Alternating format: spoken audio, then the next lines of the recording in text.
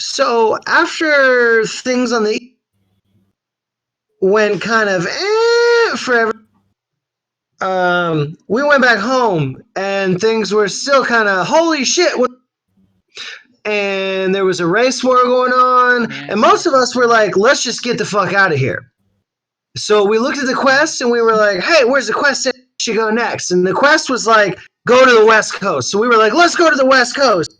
And so we got on the ship and we flew to the West Coast. And we got there and we saw a body on the beach and we were like, oh my God, is Jack dead? And then we looked down there and Jack was not dead. And it wasn't even his body. It was Bane. And Bane, no, it was Jack, and Jack was alive. And Bane is gone. Bane is gone, and everyone's scared to death. And now we're trying to figure out where's the safe place to go hide. And then Laura was like, hey, I know the next place that's on your quest. It's Hearst Castle. And we were like, Google search, where's Hearst Castle? So we jump on the ship and we fly to Hearst Castle. And then there's tours going on and shit. And Hades and everybody else is in charge. And we're like, do we got to sneak in? And so Hermano is like, hey, we can maybe sneak in. Let me talk to this dude over here with a million arms, faces and shit. And he goes over and talks to him, and we're like, hey, what about the regular line? So, okay, the regular line. So we get in the regular line and we sneak in, and now we're working our way around the castle, just taking a look at all the shit that's there, because Laura used to work there, and she's telling us about everything that used to be there and is still there now. And everybody's just like, hey, so do we sneak in and find a place to hide until nighttime? See which way to go with the main quest, or do we just attack people directly? And Laura's like, you will die if you go directly. So we're just like, all right, let's hide. And we were at a big fountain, and I'm pretty sure that's where we left off.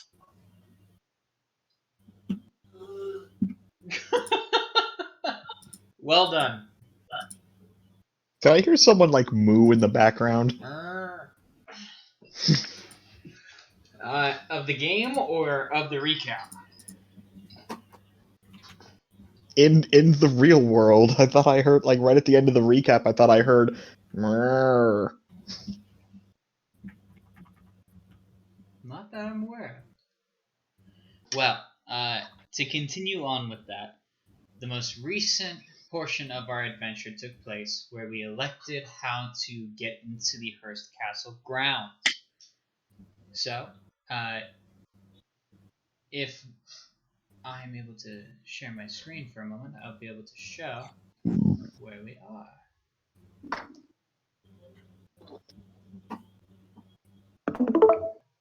Are you able to see my screen?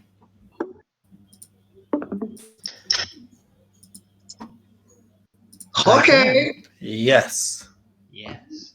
Fantastic.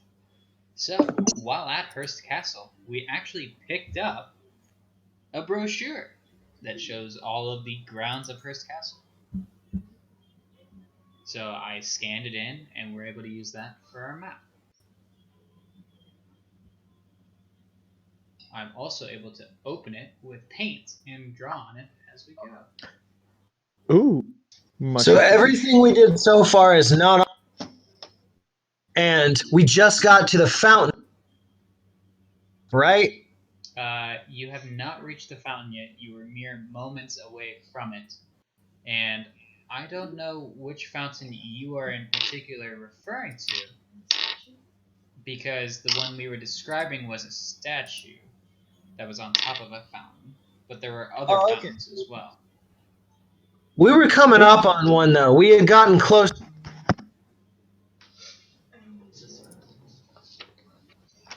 She was telling us stories about pools. Yes. So there's a few different fountains that are on the grounds, just to make things difficult.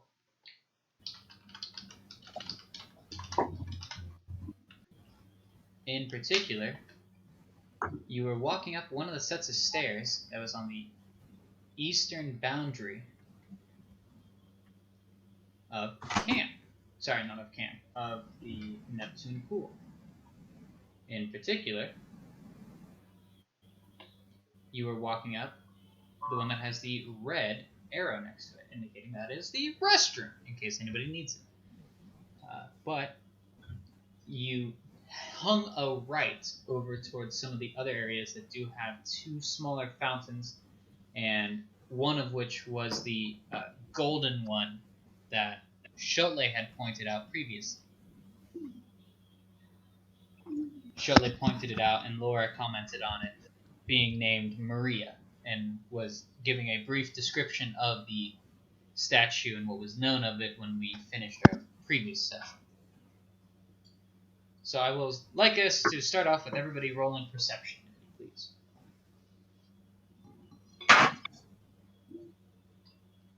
That'll be an 8. Laura, you as well, please. And then Jack.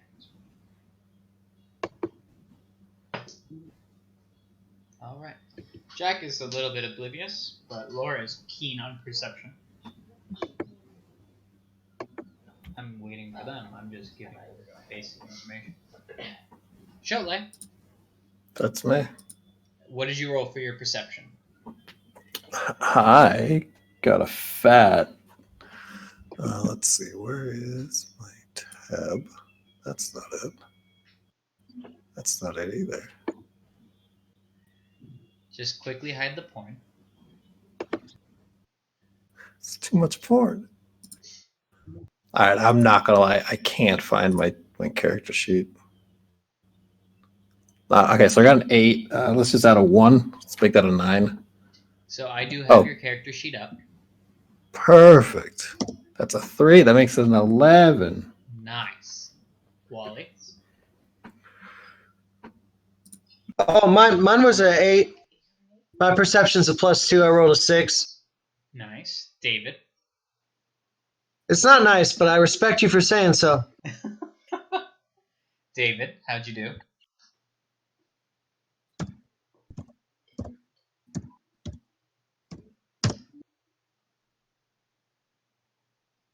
I suspect he rolled low and is quickly munching on any bits of cloth he can find. We will continue on then. Those that rolled higher than a 10 will take keen note that the statue itself, upon approach, is moving and still conversing and looking about. She has not fully turned around, but as you approach, you do take note that she has something in her hands.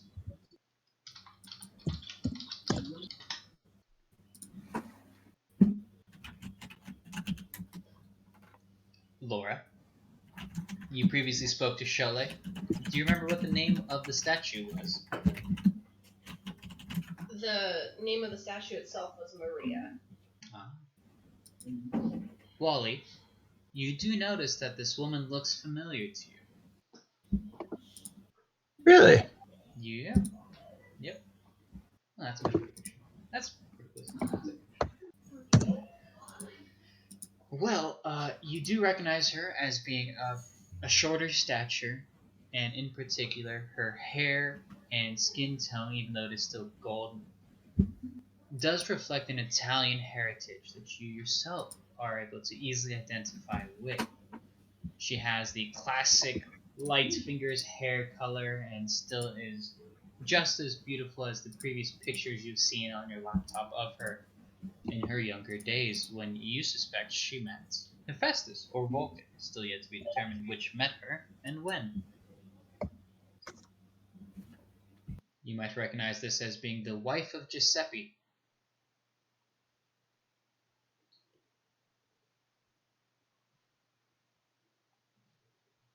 Any comments, Wally?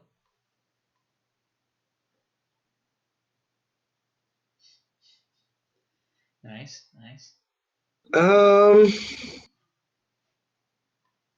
So this statue appears to be alive, some kind of automaton.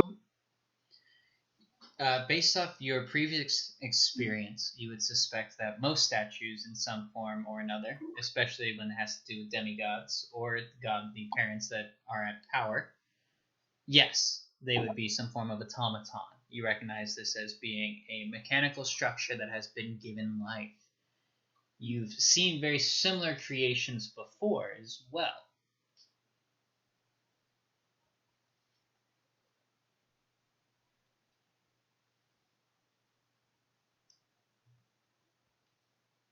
All right, so I'll look at Laura and be like,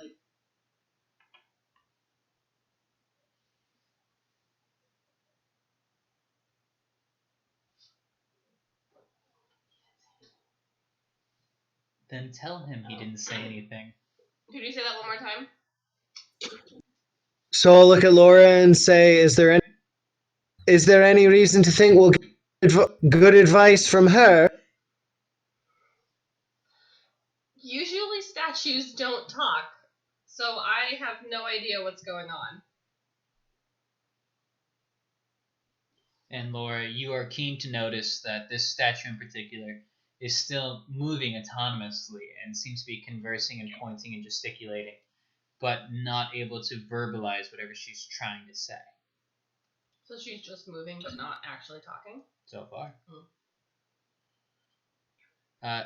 Shotley, go ahead and roll stealth if you wish to remain hidden.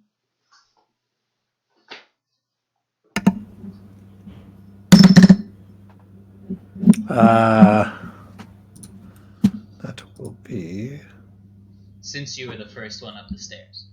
27. Oof. All right.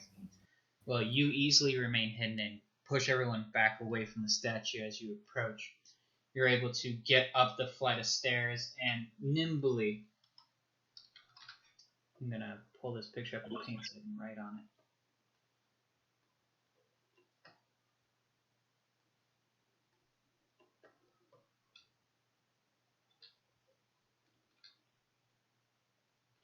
Nimbly make your way to the top of these stairs.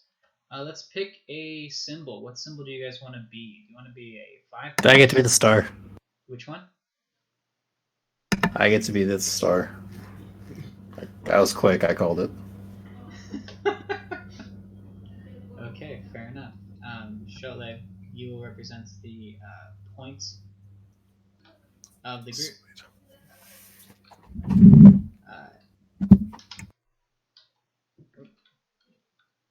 You erase the point of the group. Oh, there we go. Yes. All right. Well, here you go. You made your way up this side area and were able to traverse onto this open area. The statue, being this round octagonal area, was currently facing away from you as you approached. Shotley, taking his keen stealth in mind, was able to get everyone to sneak past it and towards the next area of stairs, unbeknownst to the statue itself, as she is still pointing out to the horizon, down towards the sea floor and setting sun that she is watching depart, and also pointing down to the previous area you were eating at as well, looking at some of the binoculars and pointing to the area down below. You notice that she is still fixated on the area you were previously at, pointing at it and trying to call out to it. Wally, go ahead and roll investigation. Hey, do any of y'all see that orange triangle?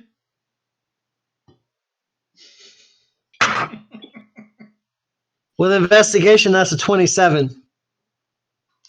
I think he was at first joking about the orange triangle on the map, but that was pretty good.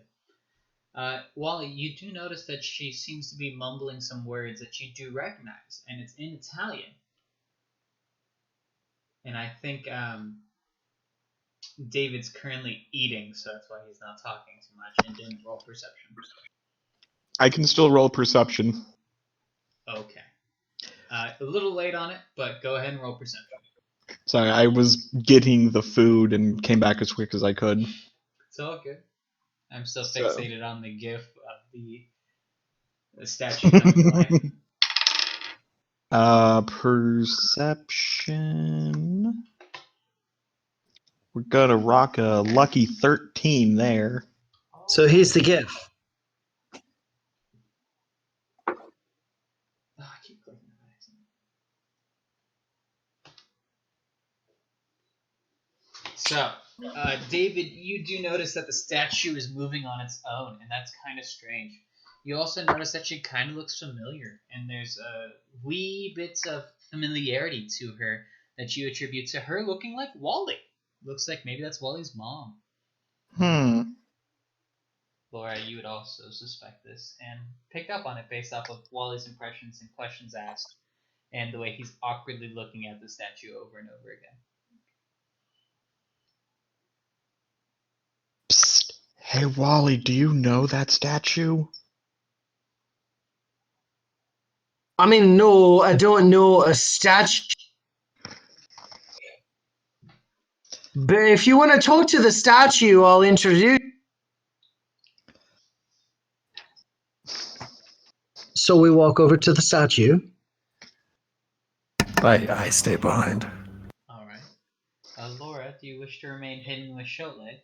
Yeah, I'll stay with Cholet. All right, Jack's with you as well. David and Wally approach. Yeah, I was going to say I'll go with Wally. All right. Let's pick different colors. Wally, what color are you going to be? You want to be? No, man, it's so hard. You want to be gray? I'm gonna go with orange because he's all Vulcan. Okay. Well then, let me draw you an orange star. It's going to be slightly smaller. Because he's not part of the main group since he's breaking off. Not everything is a short joke, Laura. So far, it's been pretty much short jokes, but yes. It's okay. I'm used to it. And then we're gonna get David. Do you want a light blue or a dark blue or green? What would you think? So in your paint colors, there's the greens. I want the up and the right. I want that darker blue. Okay. Yeah, I like that blue. Nice. Okay. I will make you a star. I think you made me orange. There you go. Oh, there we go. All right. Thank you. Yeah. So we have Wally and everybody else and David, which sounds to be 3 different groups represented by 3 different stars. Wally is the orange star, David is the blue star, and the rest of the party is the black star. Wally, you approach the statue and immediately, with your impeccable investigation, are able to notice that there are some defects to this current automaton that is in front of you. It has been constructed, but due to weathering and wear and tear, it appears to be broken in bits, and damage has been dealt to this creature, making it so it is not able to speak. You recognize that the throat and vocal portions of it have sustained numerous blows and a lot of damage over time. And you suspect that while her mouth is moving and her arms are gesticulating, she's not able to convey any ideas or anything because she has sustained damage. Is she older than the as though she was moved here from? One more time. Is she older than the surrounding area, as though she was moved here from somewhere else? You do notice that the gold is not tarnished. It has weathered well with age, but you do recognize the craftsmanship to be of an older Greek style than the surrounding areas.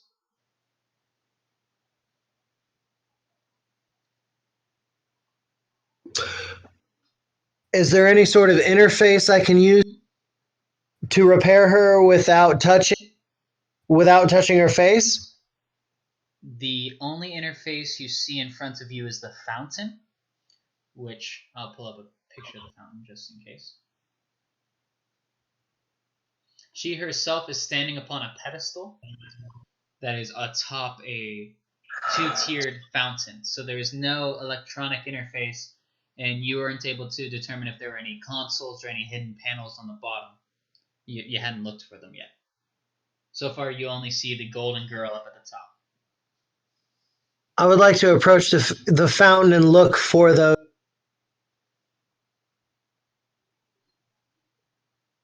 And look for Those sorts of panels and shit.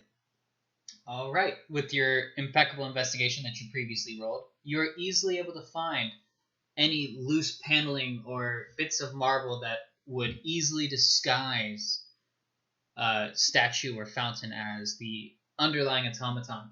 Inside of it, you notice that none of it's connected to the girl.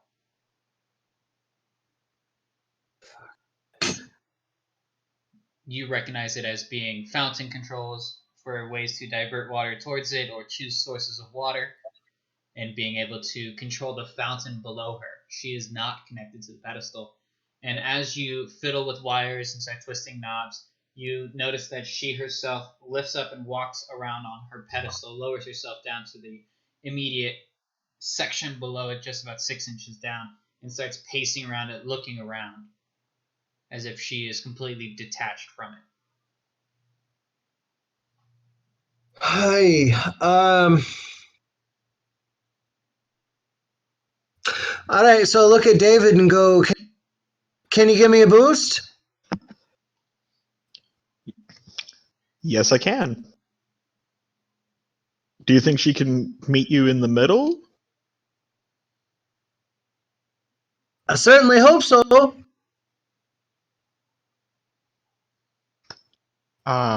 When Wally is ready, I will give him a boost up.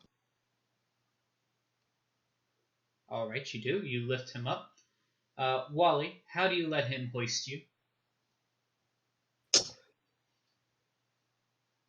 I will let him grab me around the waist and lift me up to that first layer of bird bath. I will grab a hold of it and pull myself up to that layer further. All right. So you easily ascend up, and you notice as you approach and get closer, she is abruptly startled by your presence and seems to jump and be shocked by you closing the distance. Her mouth is agape, her eyes are wide, and she's staring at you, covering herself.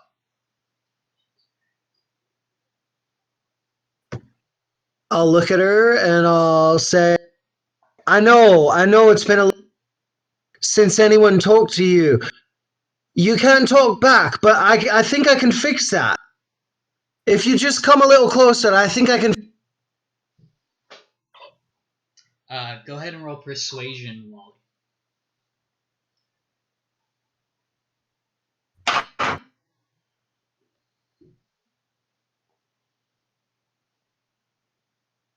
I love that you're checking me / making it easy. Well, in case it wasn't pulled up, I'm hoping to help. I've got it out, but 16. Don't worry, I already whipped mine out. Fantastic. Oh, shout my. You notice her demeanor changes as you speak to her. Her mouth keeps moving as if she's trying to talk to you, and you recognize the lip movements and the way that her mouth and jaw are flapping about. She's speaking Italian and seems to be confused by what you're saying. Since I speak Italian, I will switch she knows and repeat the same. She nods along and then lowers herself down to meet you at the next tier and reaches out a hand towards you to help pull you up towards the top layer if you wish. I'll let her pull me up. All right. You nimbly ascend to the top of the bird bath, as you called it, and she sits down on one end and looks over at you.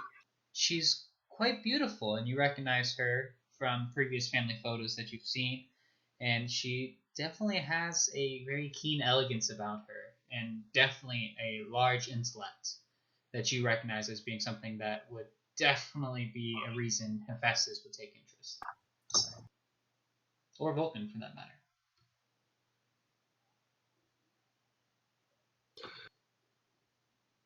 So does she kneel close to me? You are currently on the same platform as her. She sits down onto the small pedestal that's there and gestures at her neck repeatedly, trying to speak to you. And you notice that the lips that are moving and trying to articulate what she's trying to convey don't seem to be matching for sure the words that you would expect to be out. But you're still able to identify bits and pieces of words. Slowly, I will reach out and touch her neck, attempting to feel what's wrong and the way I have with other machines before. Okay, you reach out and upon touching her neck, your senses extend into the interior of this automaton, and you recognize all the nuts and bolts, the gears and pieces that make her work. You don't quite fully understand how she's autonomous and what her power source is, other than a large crystalline structure inside of her chest. But you recognize there to be a section of broken and damaged pieces in her throat, similar to how you would expect people that have laryngitis to have damaged vocal cords.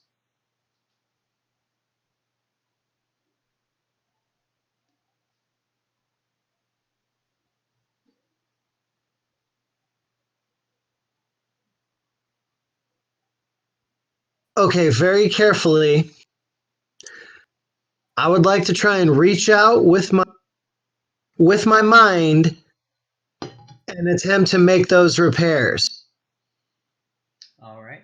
With your mental capacities, you are able to identify what pieces are missing or need to be repaired and different procedures that would allow you to make these changes if need be.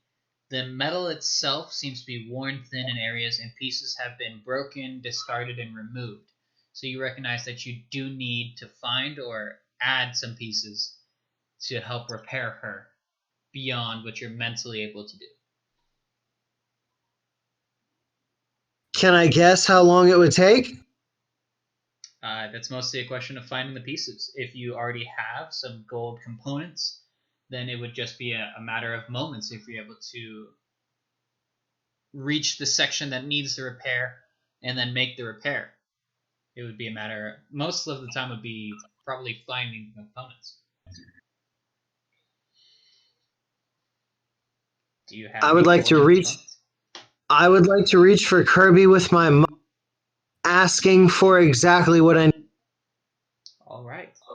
Well, you are able to recognize that the bits and pieces that are missing of Maria are some Imperial golden gears inside of her that would be to articulate her voice box. So, do you have any golden gears previously? I have quite a few, as I recall, but they're all inside.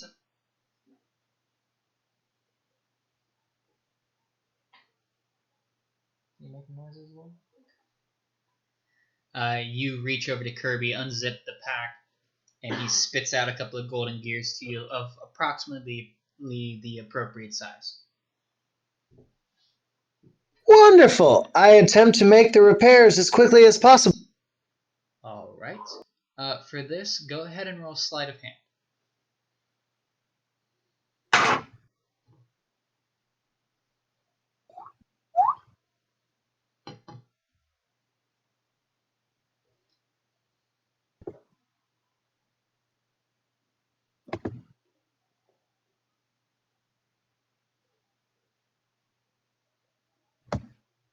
How'd you do, Wally? That'll be 18. All right. You approach her and gingerly touch around her neck and clavicle, poking and prodding areas until eventually you notice a small hinge on the front of her neck. You press in on one side and pull open a door on the other, and revealing the internal clockwork-like construction of her body. Once you are able to open it up, you see key pieces of gears that are missing, some that have been broken and snapped in areas, some that have been ground and worn down. You quickly detach pieces that have been worn, removing pieces that are broken, and replace them completely with fresh gears, and she's able to speak anew. Wally, what's your mother sound like?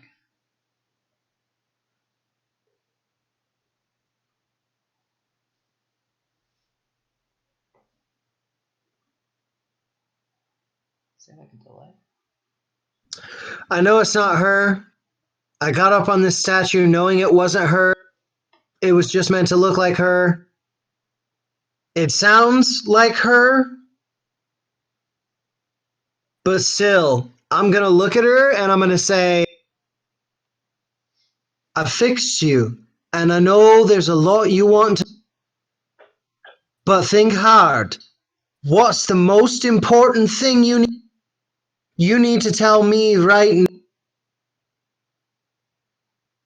She looks at you quizzically. and in Italian chastises you for what you did and how long it took you to do it, and how long she's been waiting to be repaired, and how she's needed this for so long. And you see she starts to gesticulate more and more fervorously, as you would recall your Italian upbringing to be, your mother being quite the strong-willed woman. She would definitely be quick to easily complain about this, and then quickly turn to you, and after a moment recognize that she starts meandering about in the conversation and says, "Who are you?" I think you know. And even if you don't, what's the most important thing you need to a demigod right now? I don't know. What do you need to hear?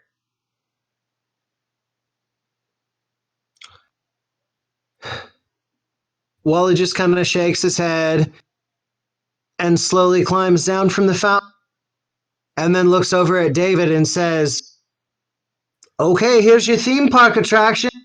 What do you want to say to her?"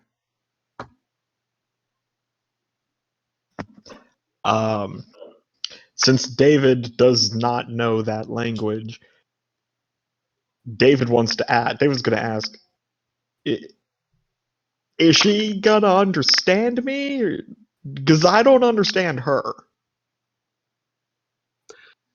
I'll translate, it's fine.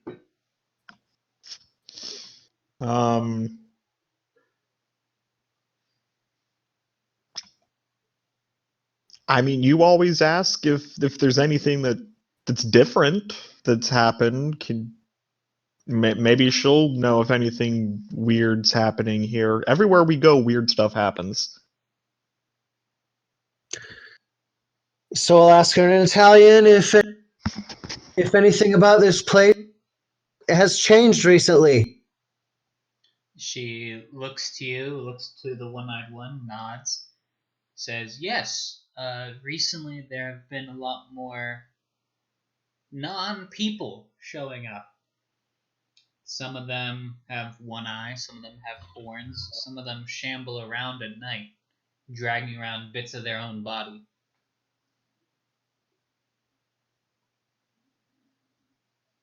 I'll relay that to David.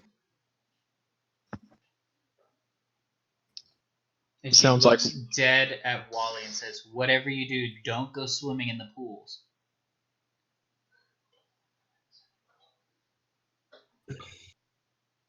I'll look back at her and say in Italian, "Why? What?"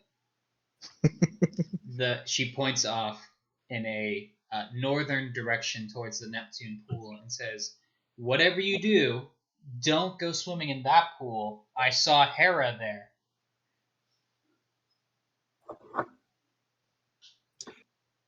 Did she look angry? Yes, and she had some dark kid with her and dipped him in.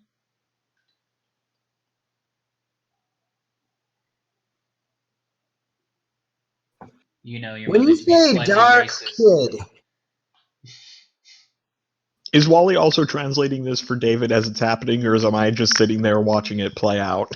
I'm translating it. Okay, because I wanted to know, because if you translate that some Hera dunked some dark kid in there, David's gonna be like, "Is that our missing dark kid?" Which is why Wally turned around and went, "When you say dark kid." He looked like the spawn of Hades. Thank you for that incredibly large. Is there yeah. anything we can do for you? You have already done a lot for me. You have returned my voice to me. I would love some clothes. It gets cold up here, but otherwise, you've already done a lot for me.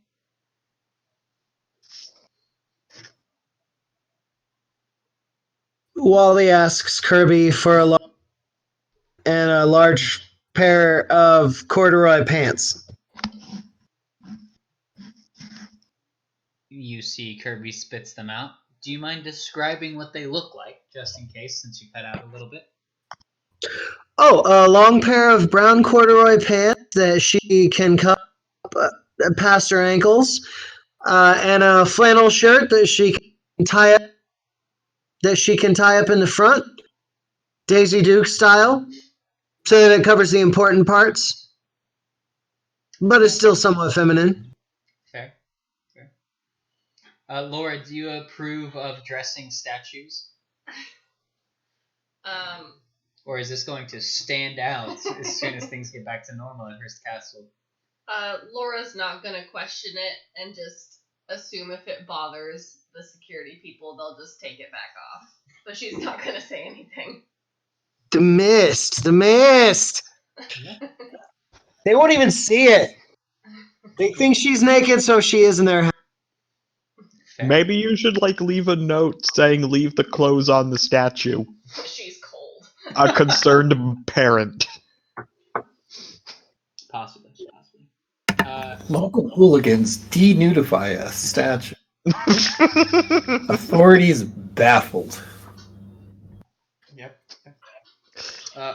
She does take a look at Wally for a moment longer and starts to have her expression soften a little bit and asks, "You look familiar. Do I know you?"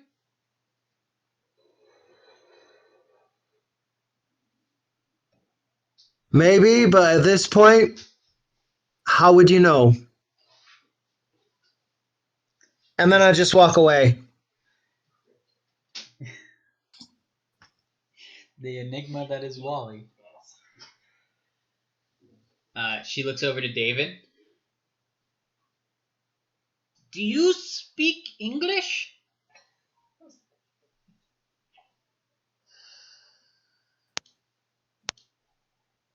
Oh, that was directed at me?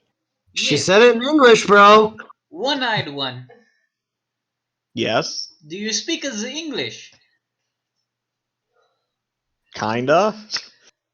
I'm not so good with the big words. Fair. Where are you from? Oh, where is David? David can't Big always word. David can't always remember where he's from. Well, I was somewhere California. Then I was at Davis. I was on the rowing team with the pretty boats. And then I was back east. And now I'm here. Is that where we are now? I look at this ocean and don't recognize it. No, we're how far away is wait no, Wally. Wally, what's the Hertz? What castle name is this one? It's like Hertz but fancy. There are signs everywhere. I don't turn around. Can David read the signs though? Well, I'll let her know that we're on the west coast. We're at a fancy castle with tours, but we're on the west coast. Huh. I remember the Mediterranean and the Atlantic. I've never seen the Pacific before. Is that the Pacific? Yes. Huh. Wow. I guess I have a newfound appreciation for it. The sun always sets on this side. It's quite beautiful. I did get told not to look at the sunset recently. And I why don't is know that? Well, there was some kind of space music battle, and I got told don't look at the sunrise or the sunset, or some weird stuff happens. I'd found out after I looked at the sunset, and I fell asleep on my flying boat. You say such words, I don't know if I understand them. Flying boats, space battles. I think I'm going to go back to what I was doing before. She turns around, pulls out a toad from her pocket, holds it out, gesturing to the sea, and turns back into her previously frozen position. At least we have a statue friend. It's at this point, Wally, you hear a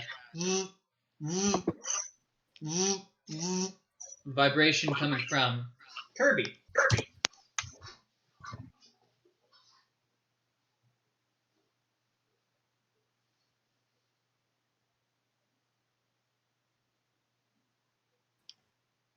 Hey, Okay, Wally. I reached for Kirby.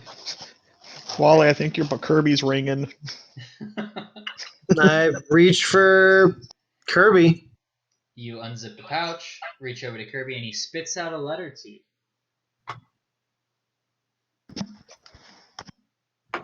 Demigod Deliveries.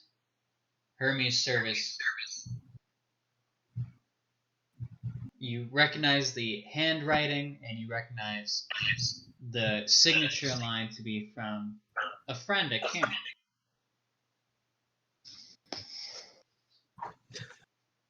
Wally's been waiting for this sort of for a while now. He had a feeling when he went back to Half-Blood and everything was super fucked up that he was going to get some kind of apology at some point. So when he sees who this letter is from, he steps to the side and lights a bowl so he can enjoy this moment for himself. Wally, do you want some help off the rest of the fountain first? Oh, I climbed down on my own. Okay. Wally's independent like that. He needs help up, not down. Now he's going to smoke a bowl, and Doug's going to smoke a cigarette, and I'm going to read that letter that Corey wrote. Fantastic. Cholet, seeing as Wally is now entranced by the letter that he's received, do you sit there and stare at him, or would you like to further investigate the grounds? Laura, do you have any insight or direction? No.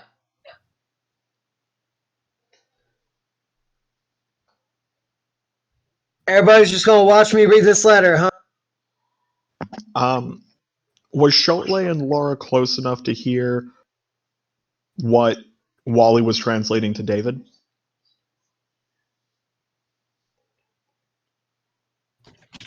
Cholet, you were able to hear and understand bits and pieces in most of the conversations. You only breaking stealth but for a moment to make your commentary, and then quickly darting back into the shadows. What would you gentlemen like to do?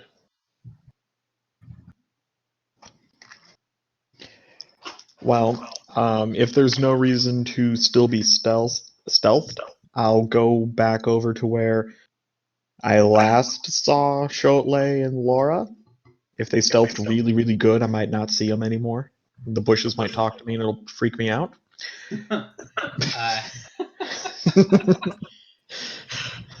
During your conversation, they had ascended a small section of stairs and were able to traverse one floor up.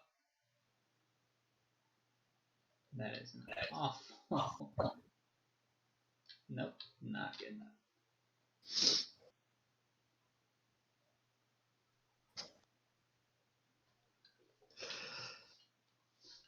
They were able to ascend to the next set of stairs and make their way further up and in towards the Hearst Castle Building the Dream trademark section. I would like to go over to there and let them know that Wally translated for the statue, saying that the statue saw Hera and some dark Hades boy get dunked in the pool, and point in the direction of the pool.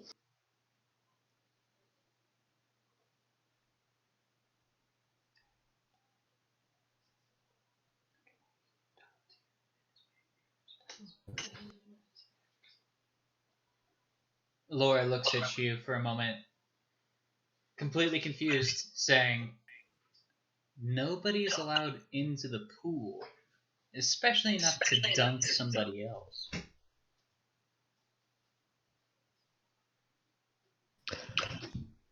I mean, was it just one of those super nice fuzzy ropes keeping people out?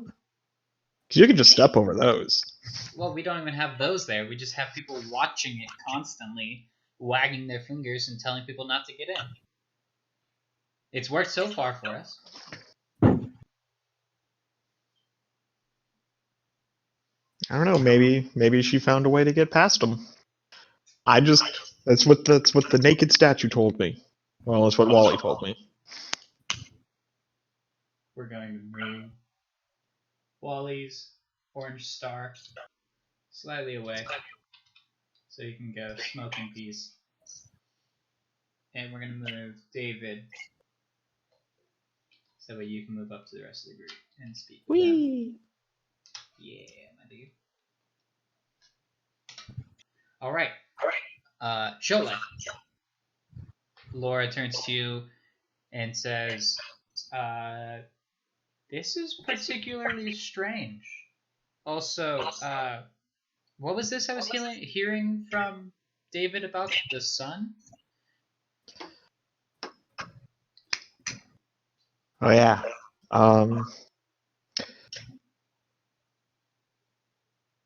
You know when I gotta tell Wally all this stuff too. You know when we shrunk the boat and we left Mancy on the boat?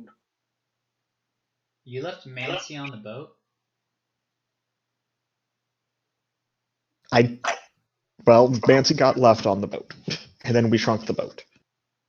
Why in the world? Okay. Mancy didn't make it off the boat. I don't know what he was doing. I don't even know where he was.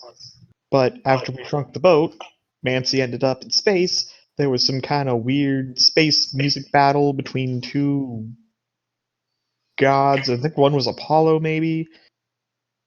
They had a music battle in space about something with the sun, and our guy lost. Our So, guy? well, Greek guy. Really? Because. I mean, That's someone strange. lost. I know Mancy was up there. But Mancy would usually, know because more than if me. demigods make it back, they didn't lose. You cut out. Usually, if demigods make it back, they didn't lose the fight. I think Mancy was a judge.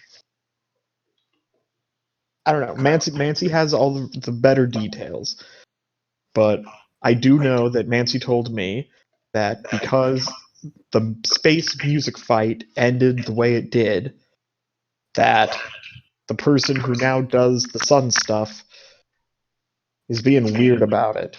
So Mancy told me not to look at the sunrise or the sunset. Would that be from the god Helios?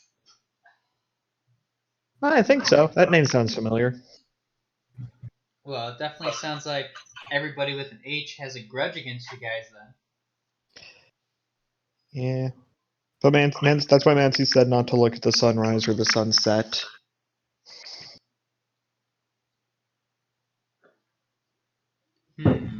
Okay.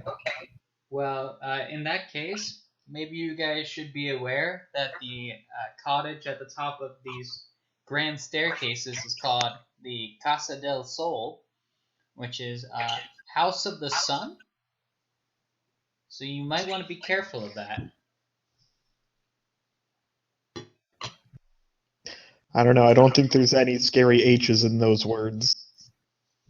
Well, if you weren't supposed to look at sunsets, and this house is specifically built here to capture the sunset. Oh. Oh. Maybe we should be careful about approaching this area.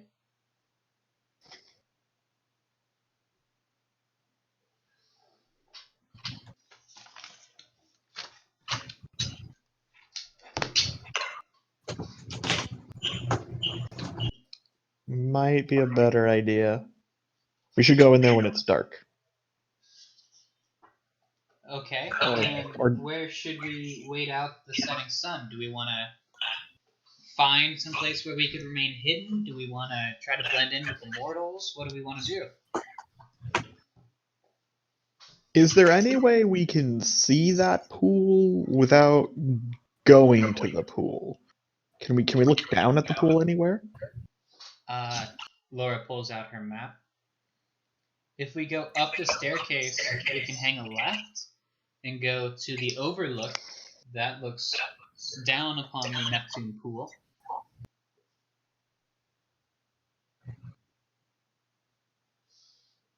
We can try to see if we notice anything weird about the pool. I mean, the statue did say someone got dunked in there. Maybe we'll notice something.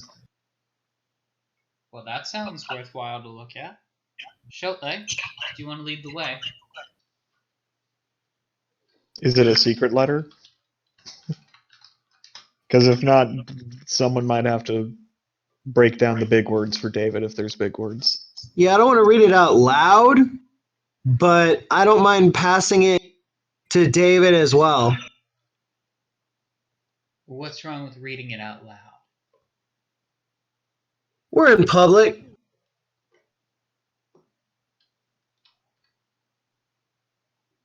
Sure. You're also quite stealthy, or you could tell him. He doesn't speak, thieves can't.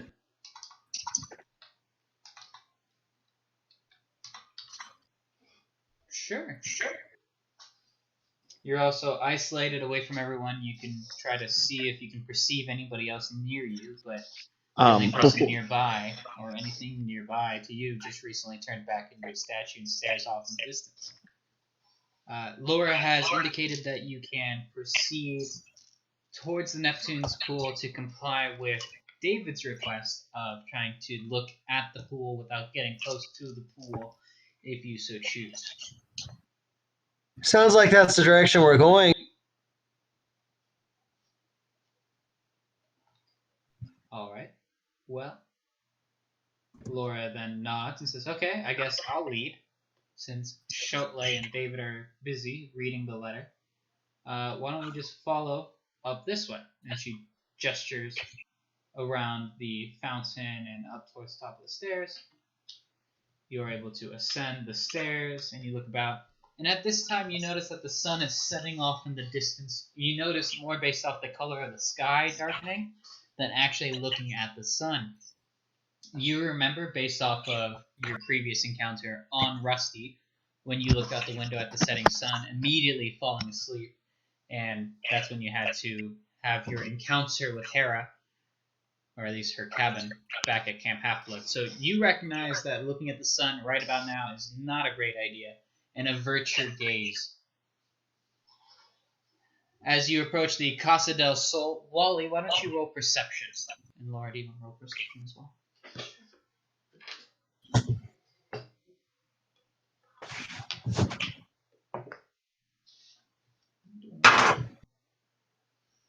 22. You and Wally are doing incredible. While the remainder of the party is fixated on the letter, you two both keenly notice that as the sun is setting, the colors on the Casa del Sol, or House of the Sun, seem to be changing with corresponding colors to the setting sun in the distance. And you recognize that it is not by chance that this house or this building is constructed in this way. You notice that there is a large window that is in the westernmost face of this building that is catching the last glimpses of the sun, and seems to be absorbing the energy from it, and almost looks like it's focusing the light inside of it as you're passing by. You also hear inside of it a slight hum. You recognize this, Wally, more than Laura, to be a mechanical hum, as if there are machines that are being driven and run based off of the energy and output. The air around it seems to be thrumming with energy. Oh, look at Laura. So what's in there? Laura shrugs and says, "They've made a lot of changes since I've been here. I suspect it probably has something to do with Helios, based off David's description." Is David in the room with them? You're right next to them. Because if David can hear the hum as well, Yes. um, maybe this has to do with the dunking somehow.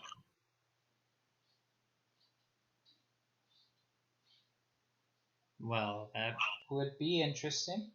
I think we should hold off speculation until we get further, but this is definitely something to keep in mind.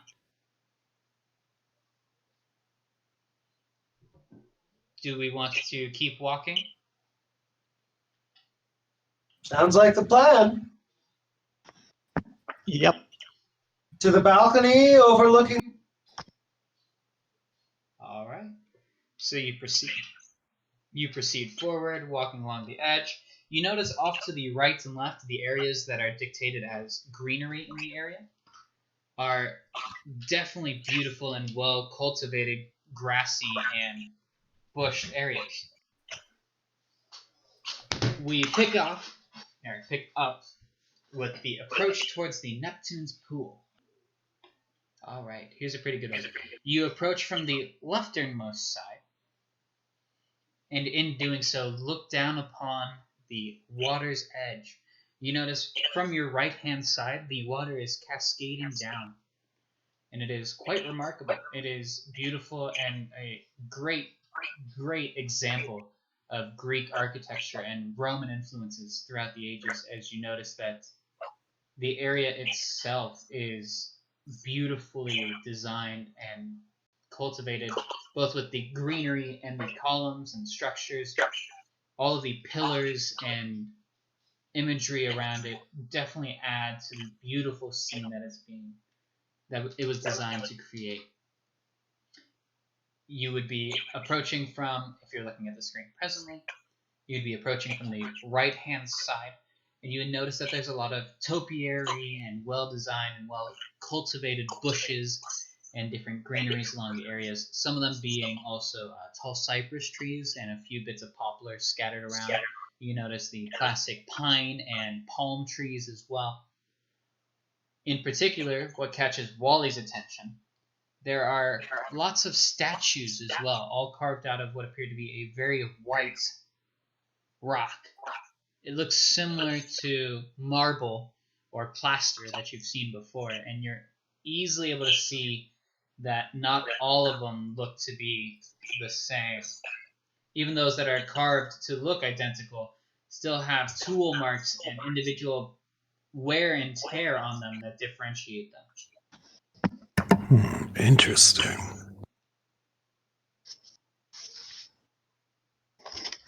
Differentiate them how?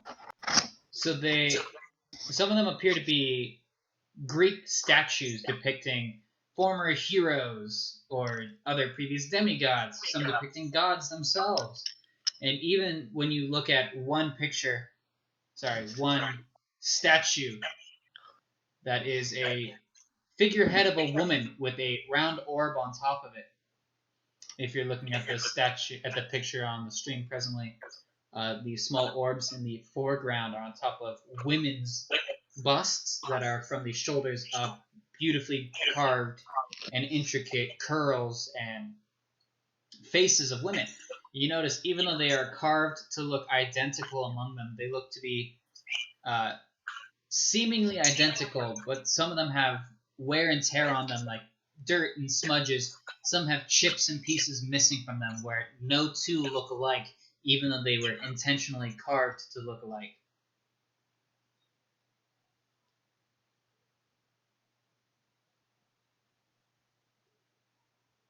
You also notice that's not the most interesting part. The entirety of the Neptune pool looks to have a golden hue to it, almost as if there is a large pouring of golden dust flowing through it. And you recognize this, David. It looks like golden dust that you see whenever you stab a monster pooling into the area, as if it's all being drawn into here. Can David see where it's coming from? You look up towards the other edge of the stairs, further up towards the mansion, you see that all of the statues and other sources of water that are cascading down into the large pool have trails themselves of this golden dust, but you are unable to identify a source.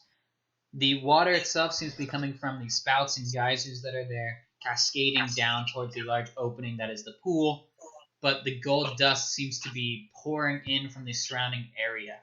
You're unable to identify any sort of faucet or spigot of any kind that's producing this golden dust. You do recognize the smell of it as well. You previously encountered this source of water when you were down in the cave. Oh. Maybe don't swim in that. Yeah, don't drink the water, guys. This water smells like the spider cave water. I wish to inspect the water further. Did Chole read the letter I gave him? Do I have the letter? David should also read that letter. When they're done, I'll give it to Laura for... Give it to Laura to look at? For her file. So that way it'll be forever chronicled? I'm assuming if it's incomplete, we... Do you mind repeating that? Nice. I said I'm assuming if the file's incomplete, we can't do shit. Whose file? Anyone's! Yes, she is definitely quite fixated on files and trying to make sure that everybody gets them completed.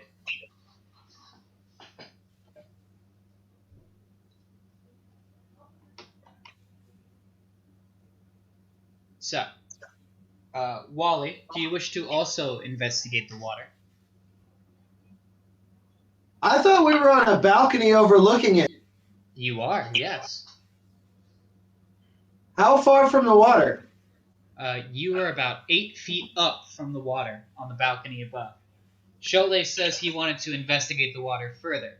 I'm going to, as soon as he's done reading the email, question him on how he wishes to investigate further.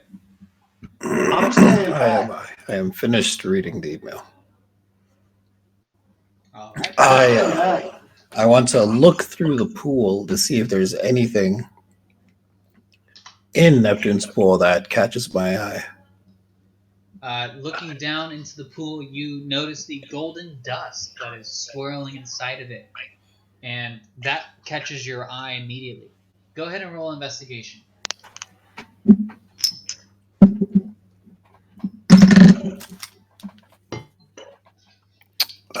That will be 6 total. All right.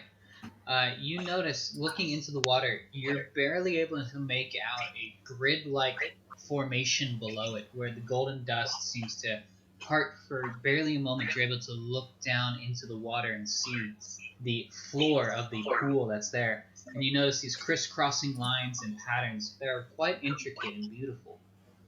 That's about as much as you get.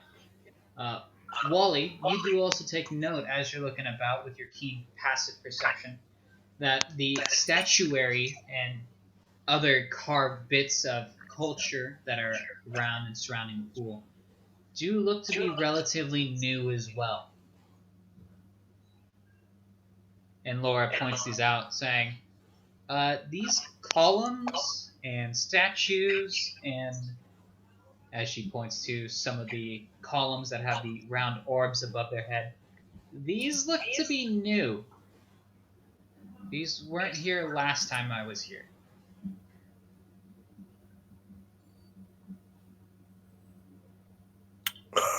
It's at this point that is there any statues close to us, relatively close to us?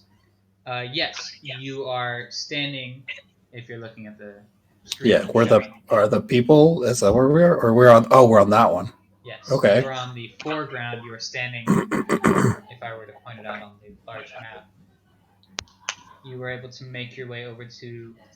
No, let me go to the one in paint. You continued your approach this way, and this is where you would be able to get a keen vantage point to look down on the water and not be level with the water and be able to see. You would notice on your approach there were a few bits of statues that have beautiful carvings on them and round orbs that seem to glow in the daylight with a slight bit of warmth emitted from them.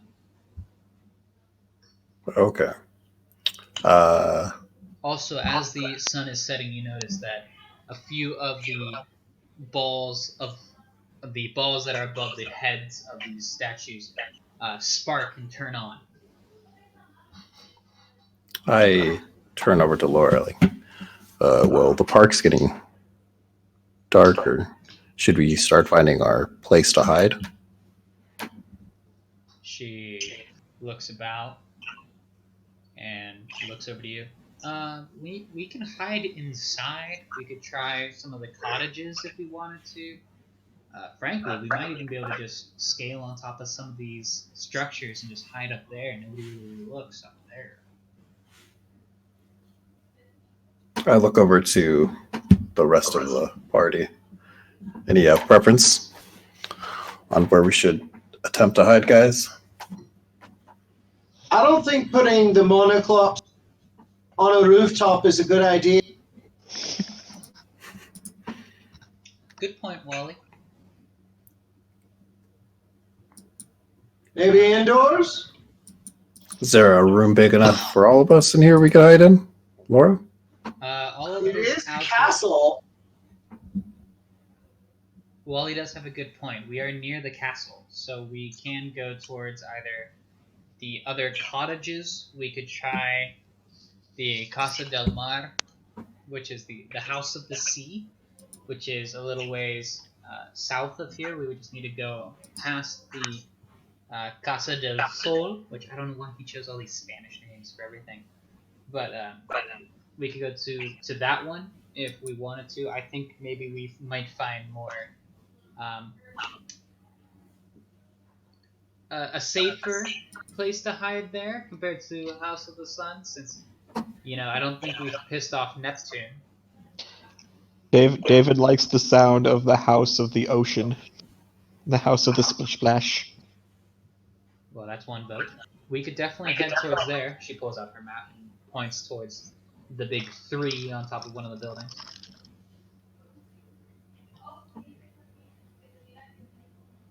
We could head there. It'd only take us a few minutes.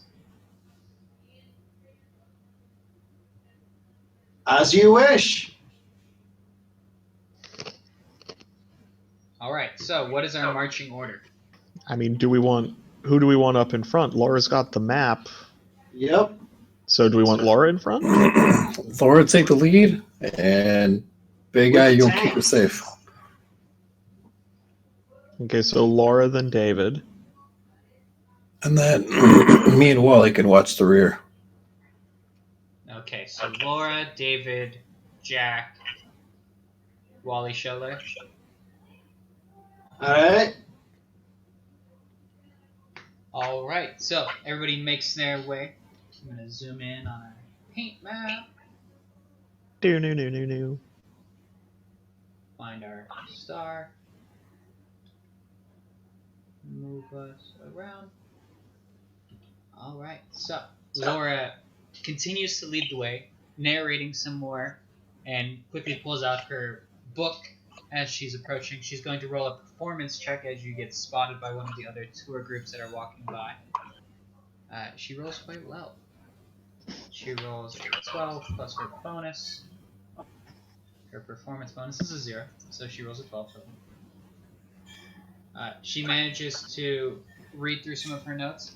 Yes, each cottage was named for its view, which Hearst considered a great feature of the hilltop. The cottages were the first buildings constructed and were used to house guests and family. Did you know that Hearst family occupied the Casa del Mar until 1928, at which time he moved into Casa Grande?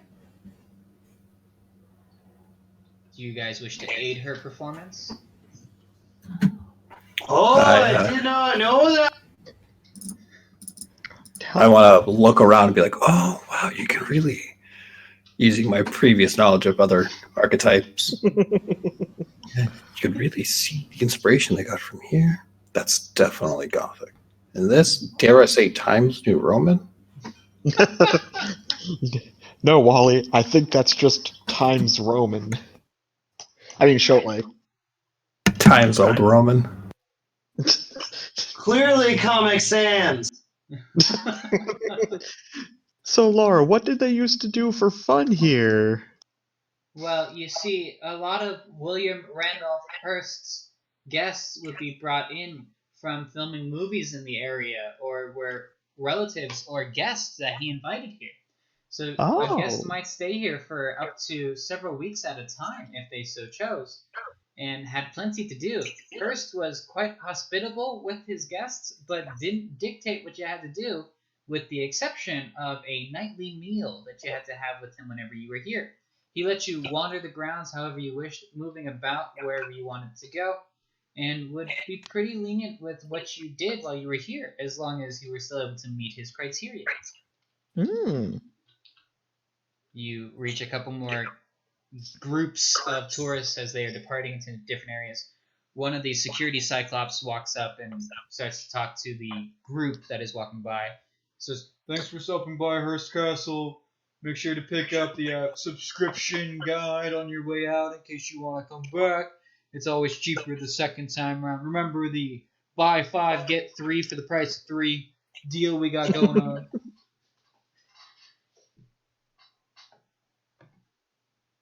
Oh yes, all 3 cottages contain bedrooms, bathrooms, and sitting rooms, but none of the little houses have kitchens or dining areas.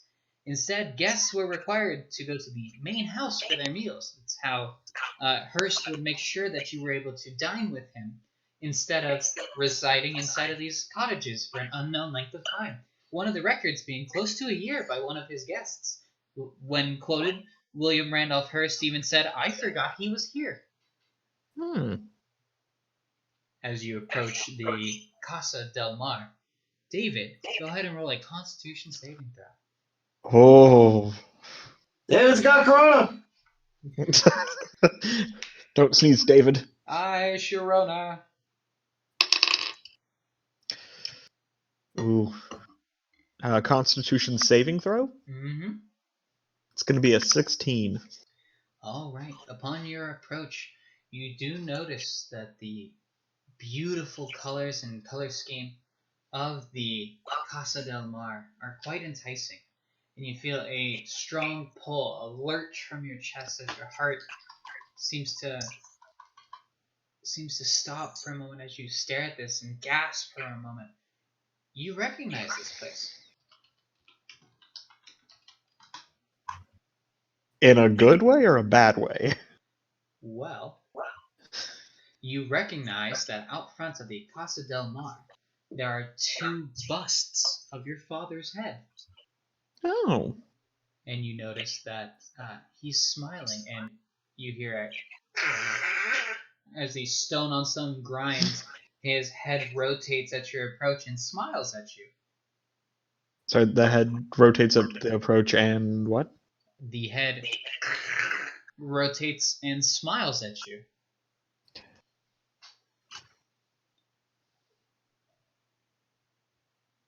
Hi, Dad. Oh, were you arguing with yourself? Did you want to? No, the statues just turned and they're smiling at me. And they're statues of Dad. So I'm saying hi to Dad. Right, but they look like they were talking to each other.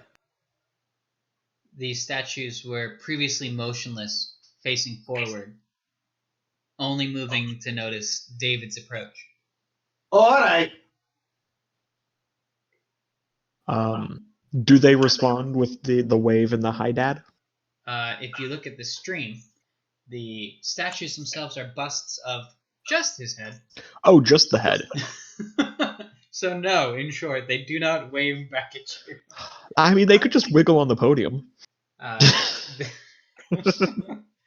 So do we just feed one of them?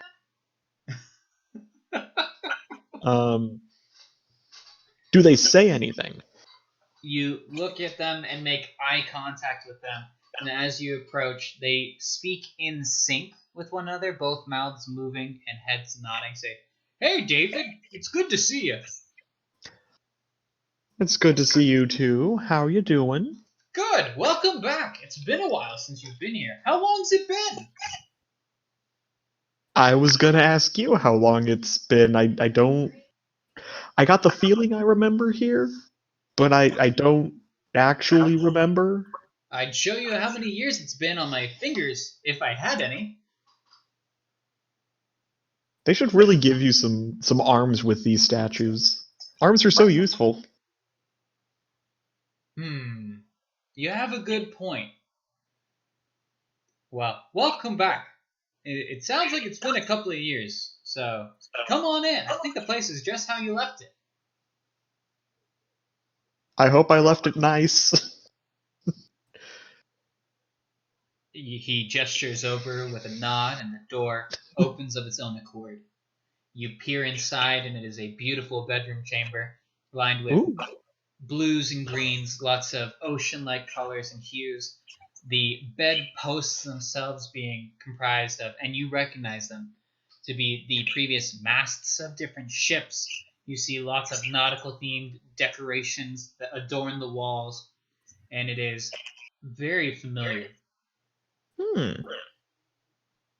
Familiar like I just visited a lot, or familiar like I lived here?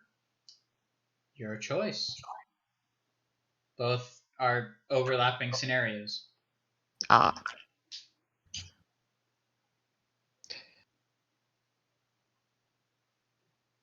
Are the statues also, are they still moving, still talking, or have they gone back to being statues again? They look back towards you, say, "Well, come on in, why don't you?" Since they opened the door, the nod opened the door, I will gesture for everyone else to go in. Be like, after you. You know, where are my Lauren and Jack manners? answer. Wally, shall I do you remain outside? I'm waiting for David to go first. Yeah, I'm trying to see if anything's booby trapped. I'm just watching. I'm like, all right, what's gonna happen? All right. Do you wish to check for booby traps? Yes. I will inspect the door before David enters. Okay, go ahead and roll investigation.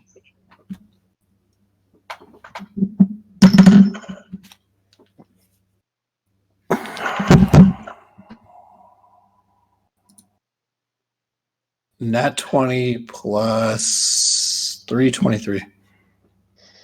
All right. You look about the door, the doorway, the hinges, and the surrounding exterior of the building. It's a little concerning how the door itself has no lock to it and no handle visible. It just freely swings of its own accord, and it's disconcerting how the statues were able to open it on their own without touching it or using it. So you already feel a little off put that there may be magic at work here. Upon inspecting the ground and doorway, you notice that everything appears to be normal. It's carved out of stone. The door itself is inlaid with a beautiful wooden door jamb. The columns that surround it and the exterior are beautifully decorated. You poke and prod different areas and feel that it is solid wood carvings that are then painted over top to look like plaster. None of them dislodged or movable. And everything seems to be pretty solid and really well built here.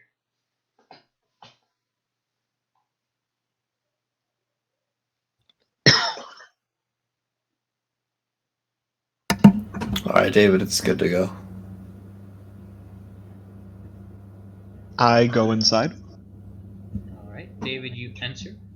You recognize and feel a distinct sensation of familiarity with it. You notice off to the bed, you still have your previous color scheme of your once forgotten bed. Did you have a special name for what you used to call your bed?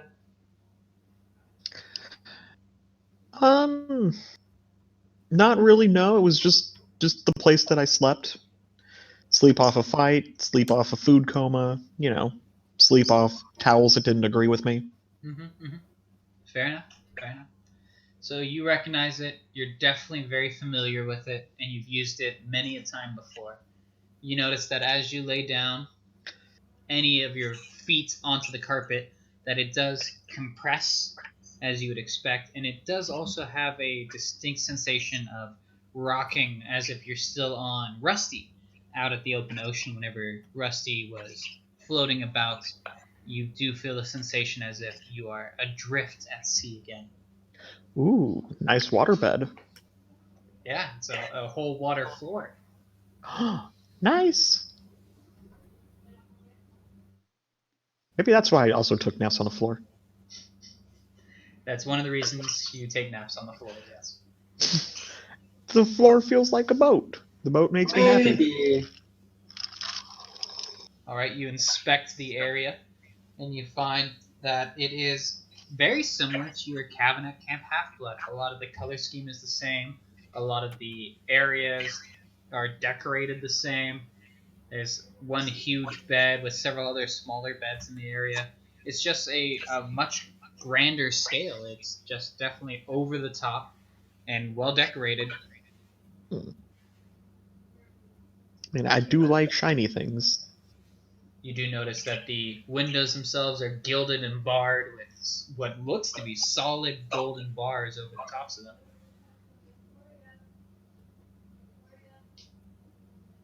There's a lot of fancy stuff in here. If you're looking at the Um, stream, I'm displaying just how beautiful and pretty it is. there is quite a lot of the fancy. So where do we hide? I wish to look around the walls for maybe a secret door, make sure anything's hollow, that kind of thing. All right. You investigate the area, knocking on wooden panels, looking under beds, checking underneath sofas, looking inside of desks, anything and everything that you can easily turn over and flip.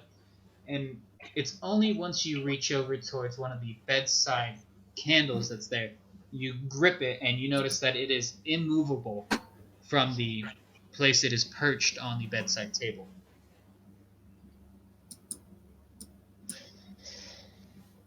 I go ahead and pull it. You quickly grip it with both hands and start to yank it upwards, twisting it left and right, and notice that it is not moving, including the wax that you can see that is affixed towards the top of the candle in its holder. Even just the wax itself, you cannot detach from the base. It's almost as if it's welded there. I yell over to Wally. Hey, Wally, come take a look at this. I will investigate the candle. All right, you walk over and you recognize this to be possibly an entrance to his hidden passageway. As soon as you touch it, your fingers compress ever so slightly into the wax, and you feel all of the mechanical components that are below and attached to the different areas, leading below the desk itself and into the wall beside the bed.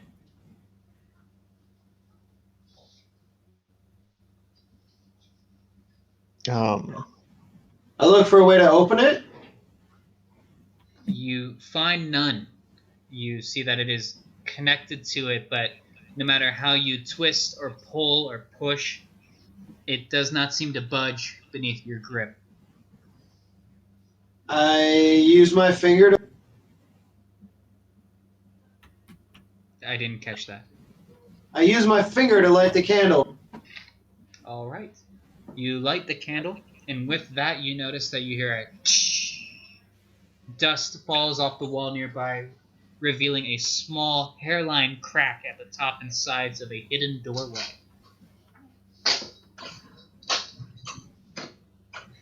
After you, dead man.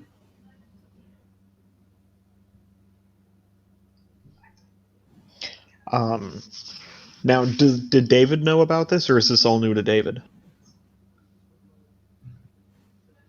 One more time. So new to everyone.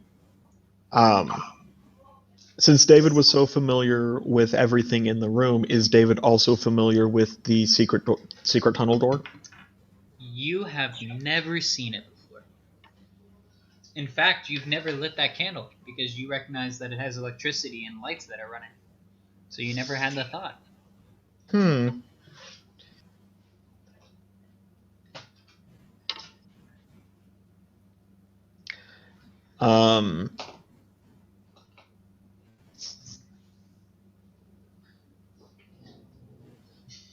I'd like to stick my head into the door and kind of look around, see what I can see. Roll a new character. I'd like to stick my head into the door and be ready to catch the door in case it tries to chop me in half. I don't want to be too mini Davids. All right, go ahead and make a dexterity saving throw with advantage. Thank you, Wally.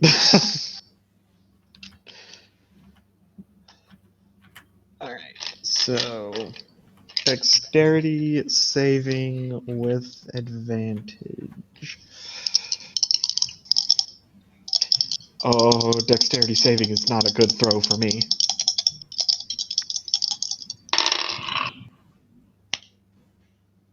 Nearly headless Nick. It's gonna be a 12. All right, David, as you Okay. approach, you wrap your fingers around the doorway and grip it and lean forward, protruding your head and chest through the doorway to look around. Do you have dark vision? David does have dark vision. David is supposed to have dark vision. Let me check your vision. So you do have dark vision up to 60 feet. Since you are accustomed to life underground, you have superior dark vision and vision in the dark and dim conditions. You can see in dim light within 60 feet of you as if it were bright light, and in darkness as if it were dim light. You can't discern color in darkness, only shades of gray. Alright.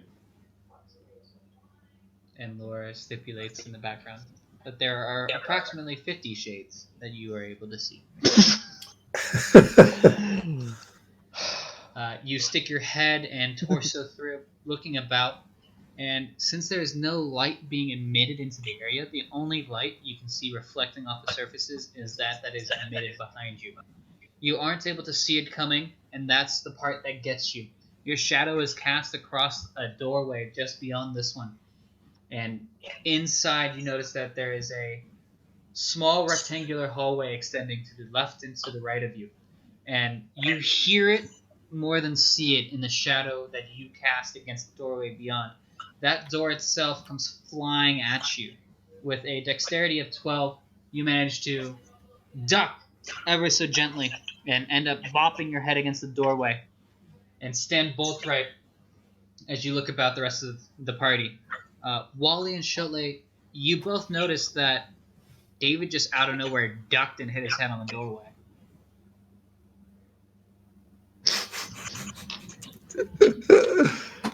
You okay there, Biggin? I bumped my noggin. Like on purpose? I don't know, I thought I heard something coming. You hear rushing water going from left to right in front of you. It is about, by the sound of it, 2 to 3 inches deep and takes a deep drop just out of sight to the right hand side. I carefully follow in. All right. David, are you leading this? Sure. If anyone's got, maybe a light or something, that might be better. Maybe Kirby's got a flashlight function. David, you do know in your inventory? Oh, that's right, I have torches. Here's my stuff. I'd like to take out a torch and use the tinderbox to light the torch. Fantastic. You do so with ease. It takes but a moment as you withdraw your tinderbox and start to try to light it. It takes a couple of strikes for you to try it, but eventually you catch it and you're able to ignite your torch. You hold it over your head and recognize that maybe having a blazing fire inside of a building is not a great idea, but so far so good. I mean, do the walls look like they're burnable? The walls, as you look about, Laura, why are you rolling your eyes at that? Burnable is a good word. It is burnable. Burnable is a David word. It is. It is a great. David's like, tree? That can burn. Concrete. That really hard stuff? That don't burn as much. You notice it to be a dark concrete surface, non-porous and completely slick. The shadow you had cast on the wall had been reflected behind you, and you thought it was a projectile coming at you, and you ducked. Ah. You did hear the other footsteps behind you of your friends, and that helped to put your senses on edge so you'd be ready just in case of any sign of danger.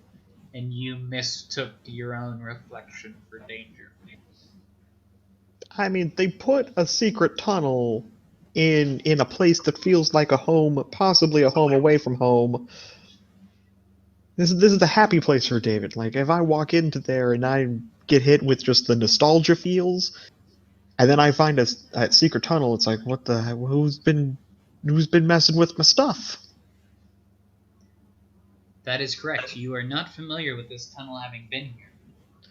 Yeah, so David's already a little bit on edge, so it makes sense even more of why the noggin was popped.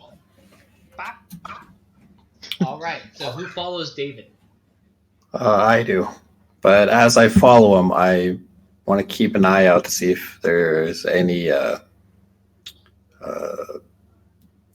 either like side routes or anything. Maybe like in coves or anything other from the tunnel. As you look off to your left, David enters in and takes a quick right-hand turn since he's determining that to be the direction the water is flowing. When you walk into the area, you immediately look left and notice that there is a sheer wall-like surface that is emitting water from the top. You notice that the roof is above you, about 10 feet tall, and it is just pouring out and cascading over the front of it as if it is descending from higher ground. Wally walks in next to him, looks out at that wall, says, nope, and walks away the other direction. So you follow David, Wally? Yep. Okay. Laura? I'll stick with you. Laura sticks. Jack sticks. Alright, David. You having the torch, you are going to be in the forward marching order going forward, followed by Wally and Shotley. As you follow the sound of the running water, you're able to notice that, looking down, this water is crystal clear. You're able to see the dark stone below it, and it continually descends, and you get the beautiful, fragrant smell of fresh water. You know this, being a son of Poseidon, that this is indeed fresh water, and some of the cleanest you've ever smelled before, being emitted from this Costa del Mar. Yes, as Laura puts. After consulting the map, you notice that the water does lead in a western and south direction. You suspect leading towards some of the fountains that are nearby. Do I notice any gold dust in the water? You notice that there is none present here.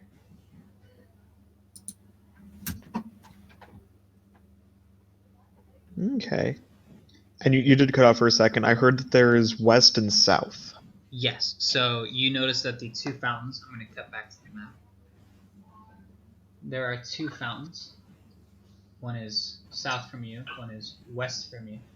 Ah. So you do notice that there's a fork, and you're able to, based off of your knowledge of water and wisdom, extrapolate that it probably leads to those fountains that are there.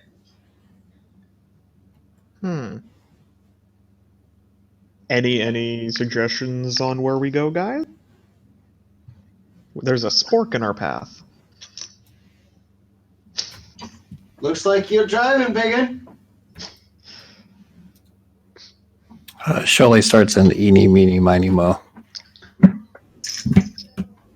Catch the Cyclops by the toe. If he bops you, let him go. Which way shall we go? Eeny, meeny, miny, mo. So, do you pick the south or the western direction? Let's see. South will be even. Western will be odd. It's a 7, so that will be western. All right. As you descend, I need everybody to make a perception check, please.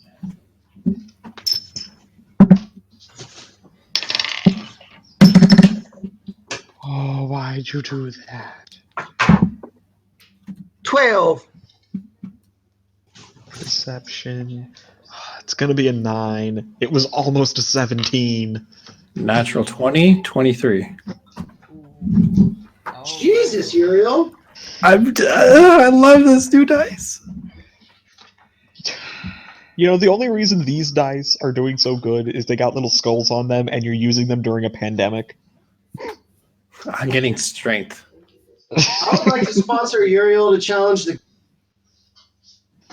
To challenge the... the gods. all right. Does anyone speak Aquan? Aquan? Yes, Aquan. No? Oh, perfect. I didn't know that would be on the test. Does Shotley speak it? No, Sholly does not. All right. David, Um, you, being a child of Poseidon, are not quite sure, but you feel a faint method of communication coming from the water itself, trying to converse with you. oh. It sounds like what, Laura? Glub, glub, glub, glub, glub, glub. Yes. Cholet, with your intense perception, you're able to recognize this as being almost as if somebody's trying to whisper a conversation to you, based off of it not being the same as previously when you entered into the hidden passage before where it was just rushing water. There seems to be a cadence to it now, as if it is trying to give information or describe something that's coming up. I wish to concentrate on the whisper and see if I can make out anything. Unless it's all just awkward to me. In that case, it's all just blub blub blub. It does sound like blub, blub, blub, blub, blub, blub, blub, blub. But the cadence of it suggests that it's not just the same blub over and over. It's Different blobs. It does sound to be different blubs, and Okay. you do recognize it to being of different lengths and different pitches as well. blub, blub, blub, blub, blub, blub, blub, blub. I turn over to Wally. Yes, yeah, it's a classic case of I didn't study for this. Biggins are only real. You could speak Auckland, right? Come on, you know you speak French. So far, David does not know what it's saying other than blub, blub, blub, blub. Squeeze down and focus.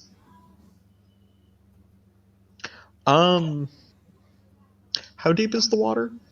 The water is about 2 inches deep below your feet and is quickly rushing past, and you're able to gauge its speed and velocity as well. You recognize it as probably going about between 3 and 5 miles per hour. Just because David's like, if the water's trying to talk, you can't talk too well coming out of the water. So David's gonna stick his ear in the water, like drop to his knees, bend over, and just dunk his ear in the water. All right. Go ahead and roll perception with advantage, David.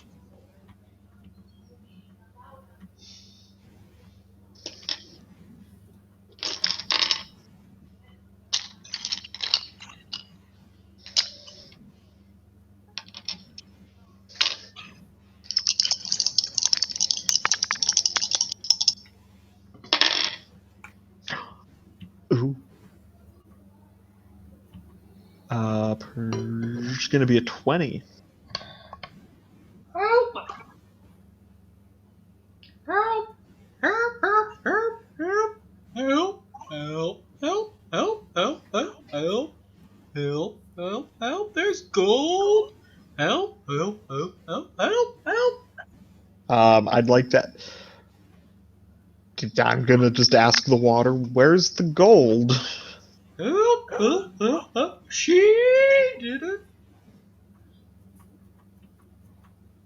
Who is she? Bloop, bloop, bloop, bloop, bloop, bloop, bloop, bloop, bloop, bloop, bloop. Hera, bloop. Oh boy. I'm going to relay the information. The water, the blubs are wanting help. There's gold in the water. They say Hera put the gold in the water. Where is the gold now? Bloop, bloop, bloop. Everywhere. Bloop, bloop, bloop, bloop, bloop, bloop.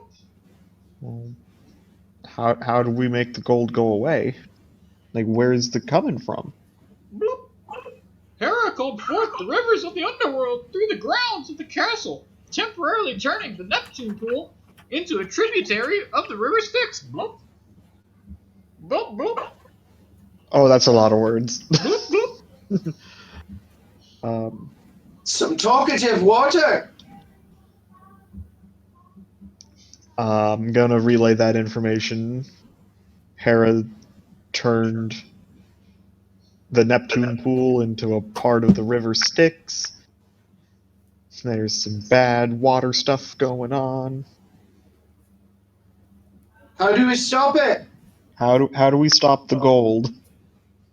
Bloop, bloop, bloop, bloop, bloop. Restore! Bloop, bloop, bloop, bloop, bloop. Our Restore. source of water! Bloop, bloop, bloop, bloop. We have to restore their source of water. How do we do Sounds that? like your territory, Fishman.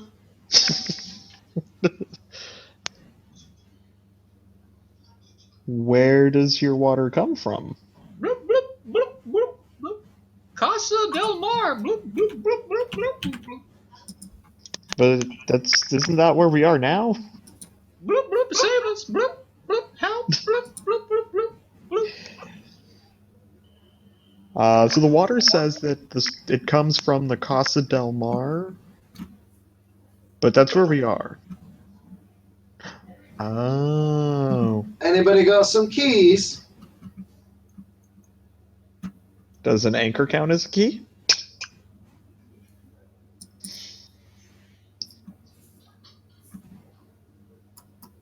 Does Laura care that he just... That he just what? Did he just said he's gonna bust in a wall with an anchor? I suggested it. Jack scratches his head behind Laura. Laura's just trying to avoid getting wet.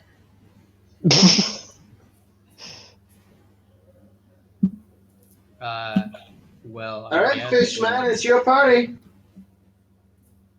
Well, where does their water come from? You said something about the source?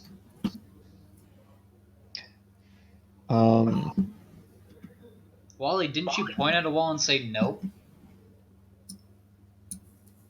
I want to go like, Wally, what freaked you out?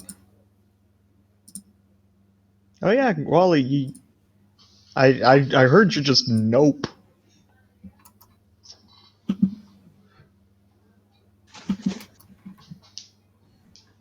Okay, for the sake of context, really...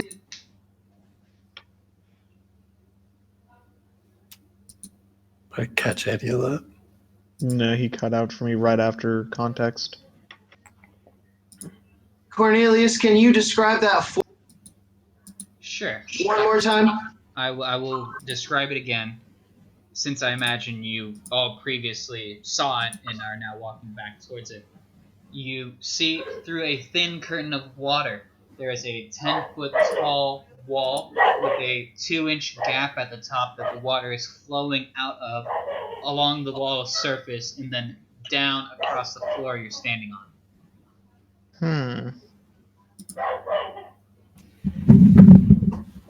I wish to inspect the water coming down to see if it's the same water with the gold dust that we saw at the top. You recognize this water to be similar to the previous water you had seen at the Neptune pool.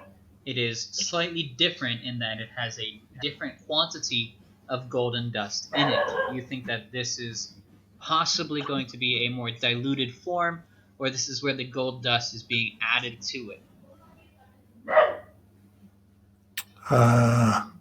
Upon inspecting it, do you touch the water? No, I do not touch the water, but Do you put on gloves first? Ooh, what kind of gloves, though? I go over to I look over to Wally and say, "What happened when we touched the River Styx water the last time?"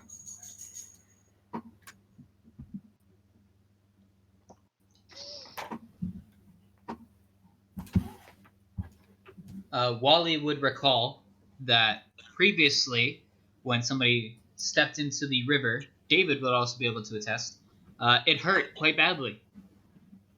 I mean, nothing good. I quickly dunk my hand in and out to see if this is River Styx water. Oh, shit.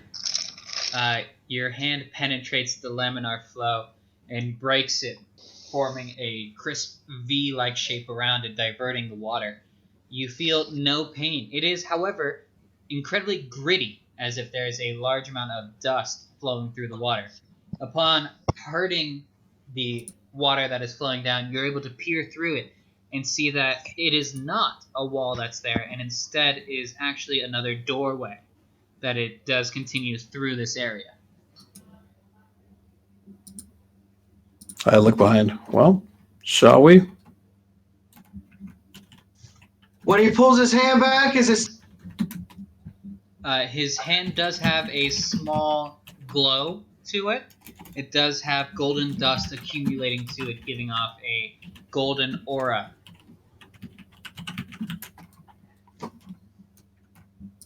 Okay.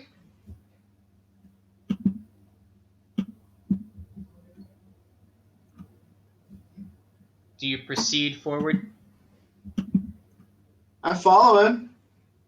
Okay, Shelley didn't explicitly say he goes in. Oh, my apologies.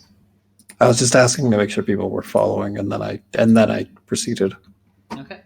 Oh yeah, I'm gonna follow as well. I gotta see where this goes. They're messing with my water. You continue in a north by northeastern direction. I'm going to move our stars, that way it follows as well. And you recognize it as going towards the large Casa Grande area.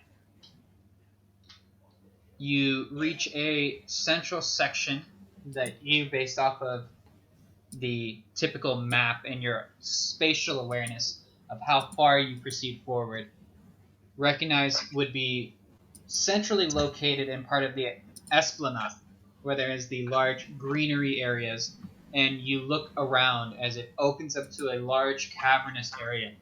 There is a large central water pump and a distinctly golden hue shown on it now, and a large plinth that you've seen previously. This one being a pedestal and bowl-like shape that is burning with a gray fire atop.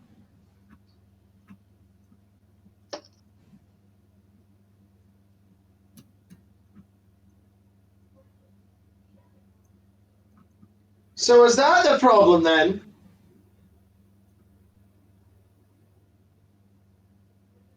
Probably. It looks like where they'd add the dust.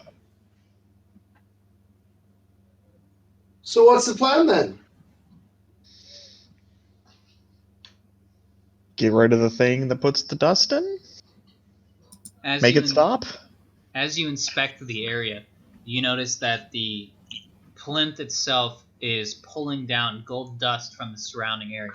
You notice in spurts in different areas. Gold dust is emitted by the ceiling of this underground cavern area and seeps from the floor itself into the water supply that's there, as if it has its own heartbeat palpating with it in spurts. But it's all going toward that central plinth thingy. It is going towards the plinth, and the plinth is immediately in front of the central housing for this mechanical structure. I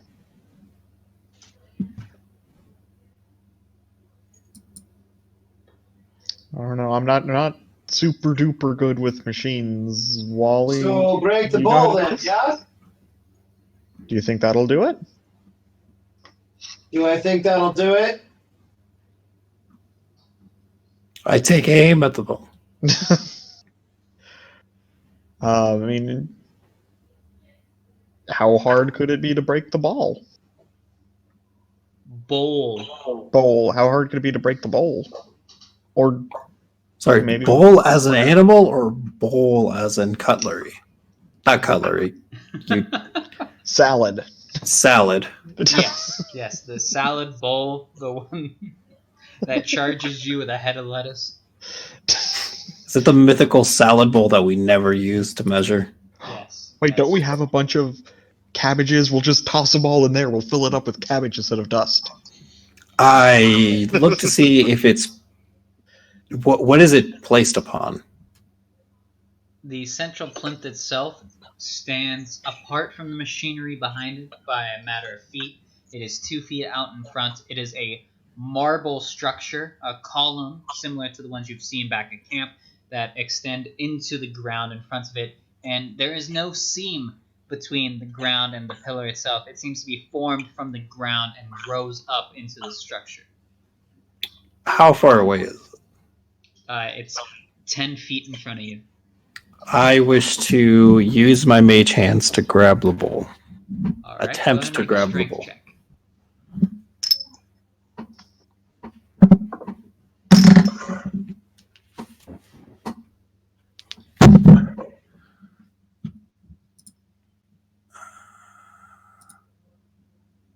Dirty 20. All right. Your mage hands extend out in front of you, both sides gripping onto the bowl.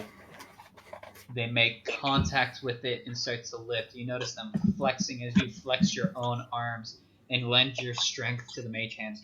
You lift it with all the effort you can, and your hands just slip out the side of it, unable to lift and depart the bowl from the plinth itself. You look at it and you recognize that it is fused to it as well, as if it rose with the pillar. Well, it's stuck on the pillar, boys.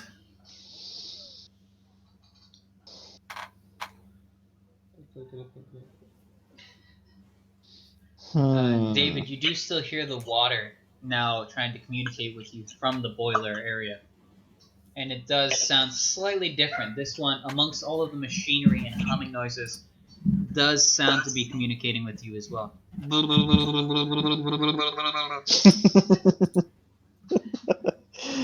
I'd like to walk over so I can hear it better.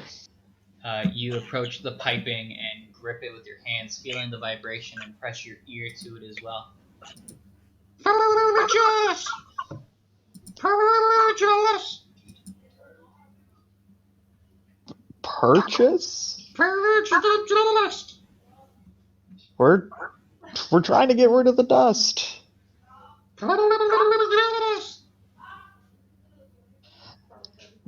Guys, the water's saying to It's purge probably the beast. incredibly difficult to hear what I'm saying. The spirits of the water are trying to tell you to purge. Yeah, that's what I just relayed. I'm like, I think it's saying to purge the dust. All right, let's break it down. Wally asks Kirby for.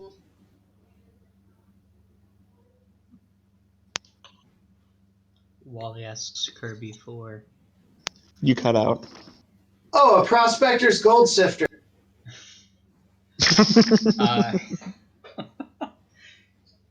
Kirby spits one out for you. It is wooden handled, metal, and has a very fine sift. hold it under the water coming out of the... You collect a large amount of golden dust there that then seems to spiral and drift off in an unknown breeze, turning into a vaporous dust. Is this working? I cannot tell if this... You notice as you keep your sieve there, the water seems to keep flowing through it and still acquiring more and more gold. I think we just have to get rid of the whole thing. Or figure out where the gold's coming from.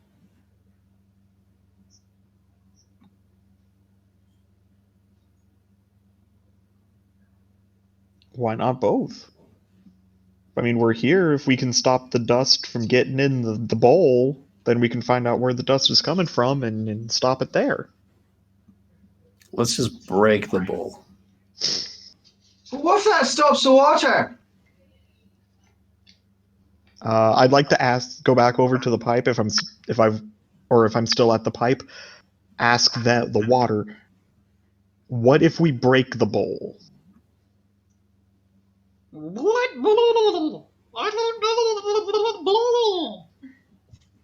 There's a bowl on top of a thingy that's adding the dust.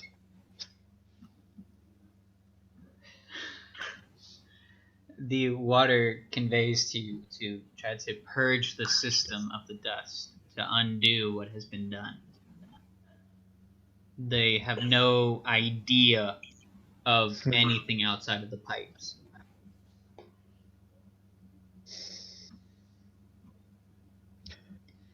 You're also quite familiar with these, as they do sound like previous water nymphs and elementals you've spoken to before. Ooh.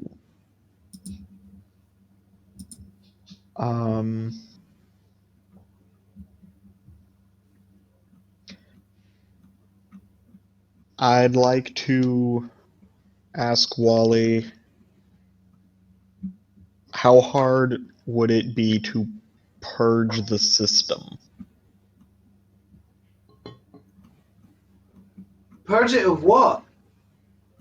The water keeps saying purge the system. I think they mean do whatever that does and that'll clean the dust out of it. Maybe. Is that how that works?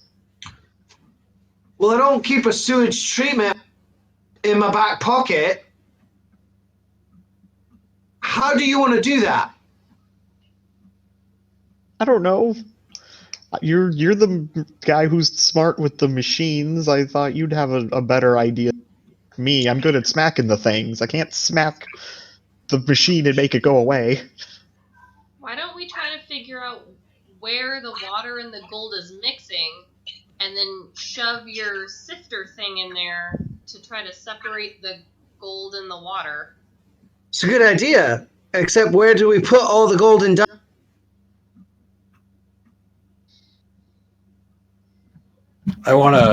Shirley wants to inspect where the water meets, where the meeting point of water to dust is. All right, go ahead and roll investigation.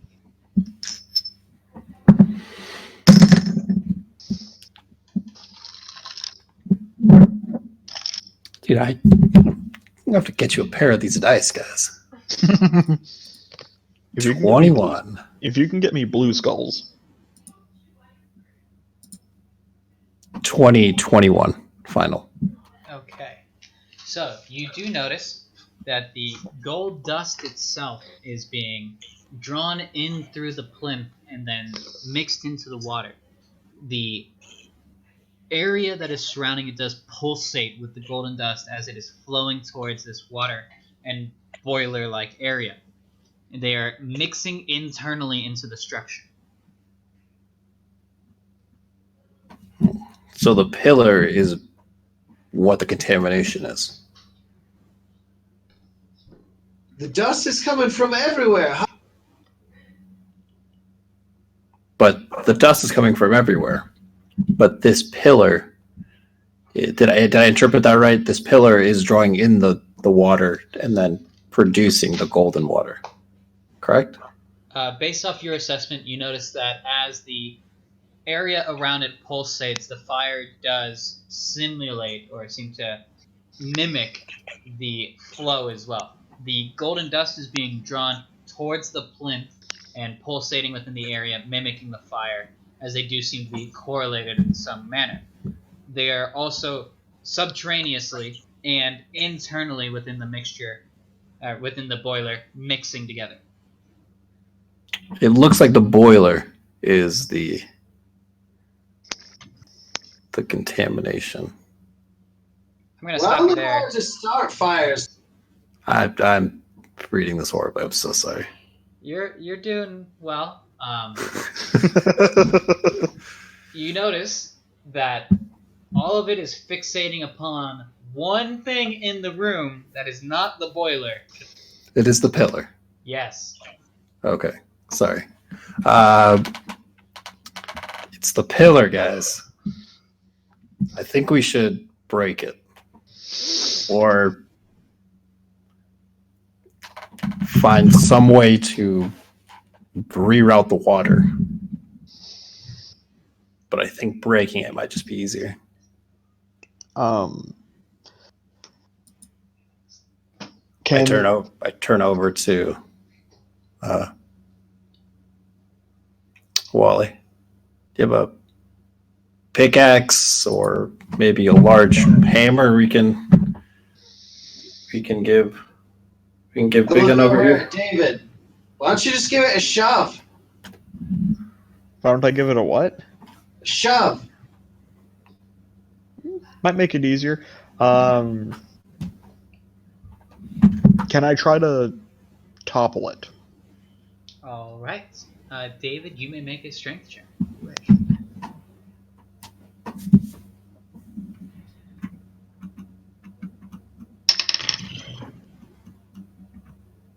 It's going to be a 15.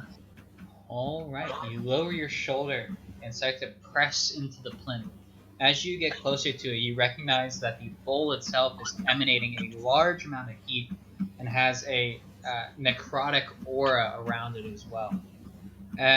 You, being a child of Poseidon, are uninhibited by the water flowing around your feet, and you're able to lower your shoulder, bend your knees, and plant your feet into the ground and push as hard as you can into it.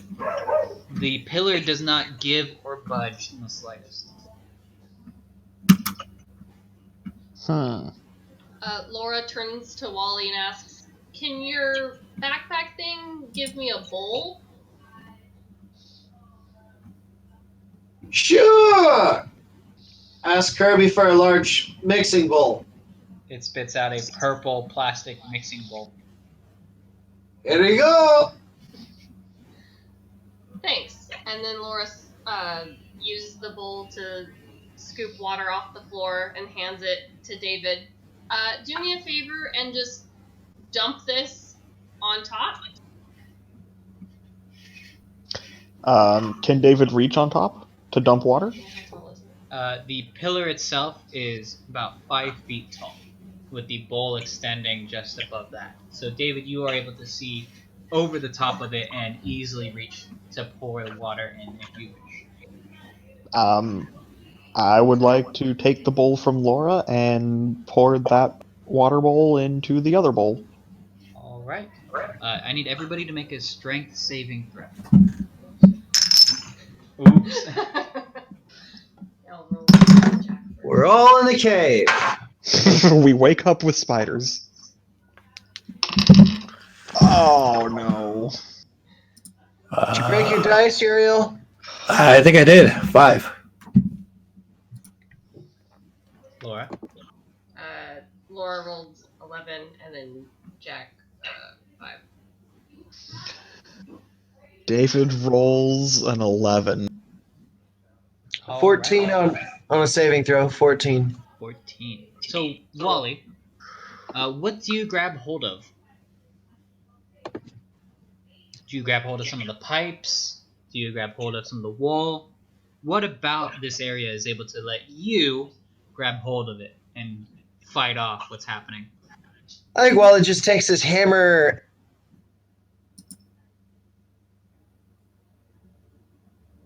takes his hammer. Drives the claw into the floor to stop himself from being pushed backward. Fantastic. All right. So you plant your hammer as hard as you can into the ground, and upon placing the water from the bowl onto the large basin of fire, it douses the fire completely. You hear inside of the boiler itself start to overflow, and the water itself seems to be now in such immense joy. David, you're able to easily identify it. And with that, a lot of the pipes themselves start to shudder and shake the area. Everybody is knocked prone, with the exception of Wally. You're able to quickly hammer into the ground as the water level starts to rise and shift from side to side, lurching as if you're back on Wally, or back on Rusty again. Not on Wally. And everybody is able to see now that the water itself is being purged. It is overflowing and flooding this area, and then quickly changing from the dust-contaminated water back towards the normal color it should be. But there's a lot of water rushing into the area. The water is rushing now backwards, previously from its flowing direction, towards the boiler room now, flooding the area. Wally, you are the only one that is still on your feet due to your hammer being planted. Jack, Laura, David, and Shole, you are all launched off of your feet towards the boiler and are able to grab hold of that and able to right yourselves as the room quickly starts to fill with water.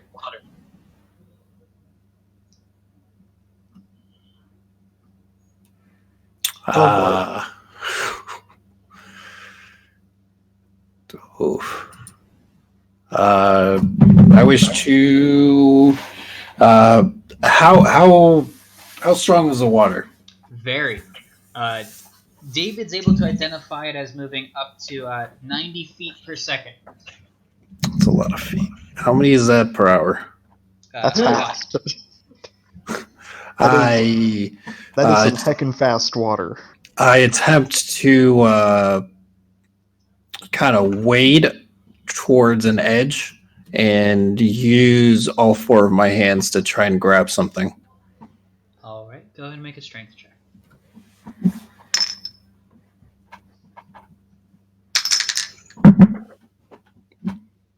It's going to be a 9. All right. You are barely able to push past parts of the current and grip onto some of the piping along the walls as you make your way towards the northern edge and then try to circumvent the large amounts of pouring water through this very narrow chasm is coming from. You're only able to make it about 5 feet. The water is approximately ankle high now. Laura, what are you doing? She tries to make her way to the side where the pipes are and hold on to one of those to stay standing and try to get to the exit of the room. Okay, go ahead and make a strength check as well. 9. You unfortunately only get about 5 feet as well. Jack tries to mimic Laura, following in her direction. Rolls much higher, is able to migrate about 10 feet just past Laura and trying to get past as well. You notice that he scratches his head for a moment and then snaps his finger, points at her, and starts to hover in place using his boots of levitation and hovers above the water and starts to make his way towards the opening.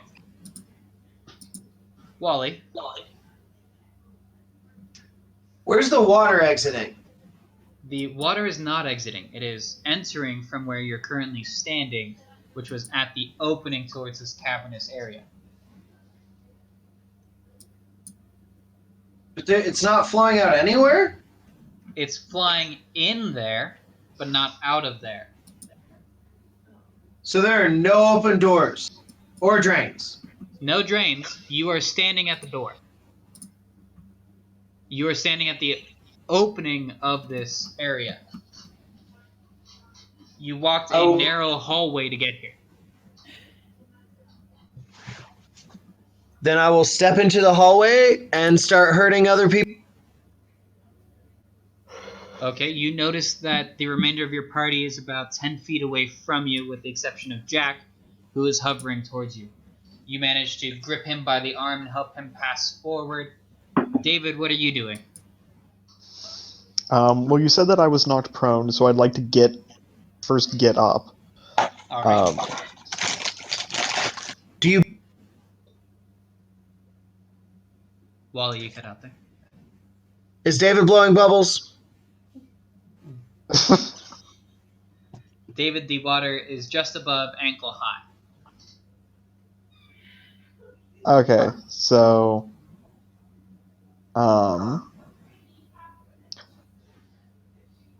I'd like to start making my way to the door. All right, go ahead and make a strength check. Oh, please be good. What kind of strength character would I be if I got a bad roll? That's better. Strength check's gonna be a 21. All right. Despite the speed and flow of the water below you, you're able to take a couple of steps towards Cholet and manage to pass him, trying to circumvent the main flow of the area. You're able to reach just about towards the edge, towards the entrance to this cavernous area where Wally was. You're able to just about get within arm's reach of him, and I need Wally to make a strength check. 18. All right. Your fingers start to get a little moist and start to slip a little bit. You readjust your grip and extend one hand out towards David. David, do you take his hand?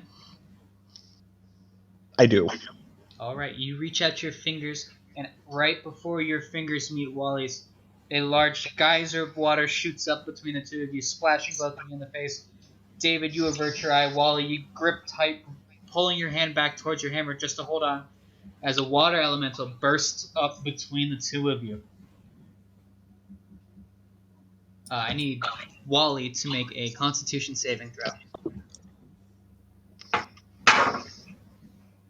Woo! That's a 5. All right, Wally, you get a mouthful of that water as it's starting to flow up out of the ground and start to take a humanoid form. It unfortunately gets in through your nose and not through your mouth, and it is burning. You cough it up and try to purge it out one nostril, purge it out the other as you're looking back. The water elemental seems to have a ghostly face on its center chest cavity and two arms that extend out around it. The water behind it seems to be increasing in flow and quickly moving towards this area. The water elemental looks and adjusts its torso as if it's going to be facing towards David and says,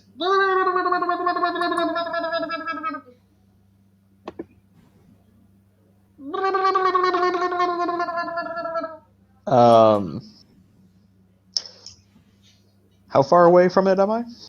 about 3 feet. Can I stick my ear inside it again? Hey, I understood the burbles when I got my ear inside there. Hopefully it's not going to assume that this is a threat. All and right. just let the ear happen. You lower your knees and put your hands onto the ground and press your head against the water as you previously did. Upon breaking the surface of the water with your ear, you do hear it speak crystal clear to you. Thank you. You have freed us of this ghastly poison, this golden dust. Thank you. All the water will be rushing to rejoin and purge here. So that's why the water's going so fast. Can you have the water slow down so my friends and I can leave first? We don't want to get swept away. I can't stop the water from coming here, but I can help you get out if you wish. I'd like to pop my head a little bit more up and let everyone know. They're saying thank you. He's friendly, and he can help us get out of here. Do we want help getting out of the watery place? Yes, please. Wally stands by the door screaming, "I've been..." You've been what? I've been saying we need to go for like 20 minutes. I'd like to tell the water elemental, yes. Could you please help us get out of here? It looks over towards you, and with its whole torso and head-like structure, seems to give a short bow for a moment. It walks over towards you and completely envelops you. You being able to breathe underwater feel no different and are able to breathe normally, as you then walk unimpeded, not of your own volition, but just all the way towards the front of the edge, and walk past Wally out the door. Laura, Jack already made it. Laura, Wally, and Shelley, you notice as water elementals, 3 of them erupt immediately around you as well, and extend their hands out towards you. I look at David and say, "I hope you remember to put the seat back down. They hate that." I grab the hand nearest. I attempt to grab the hand of the nearest water elemental. All right, your hand pierces the plane of the water. It quickly envelops around you up to the neck, just keeping your head free as you then walk unimpeded out the door. Sorry, out the chasm entrance. Sweet. Yeah, Laura does the same.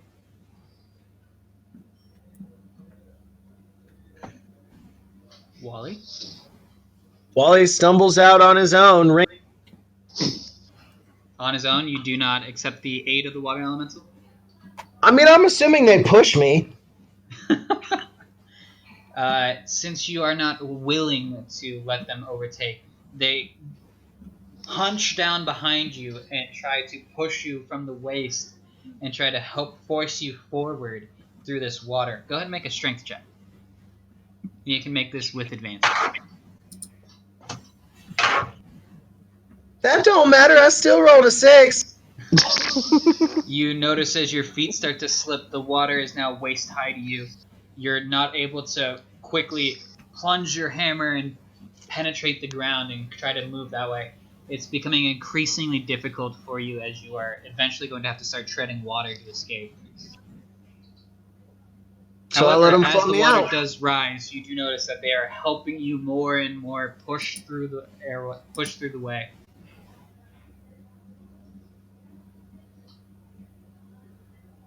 Do you wish to continue your pursuit of escape? Yeah, let them float me out of there. All I right. fight the temptation to pee in the pool. Eventually, Don't be everybody Wally. manages to make their way out of the flooding area, eventually finding their way back towards the Casa del Mar. Everybody Literally. gets spit out with large bubbles of water, as you hear from the water elementals after they, for lack of a better term, toss you aside upon the shore that is the Casa del Mar. They say, and then they look over to David and go,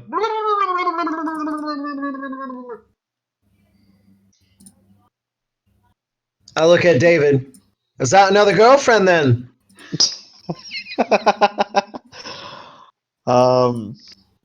So did I understand what they said, or did it just still sound like? Alright, well, now that we have this moment where I am stuffing my mouth with food, let's say we all get a chance to discuss the letter.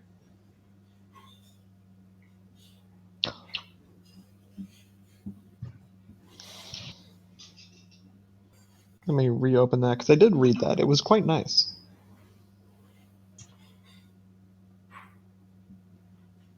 So we saved the water people, and now we're sitting in the hallway talking about...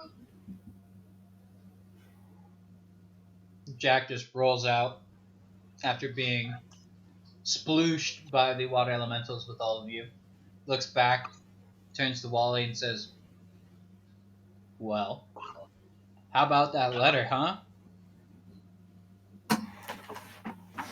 I look over to Wally. Well, lines up with everything I pulled out of the cabin.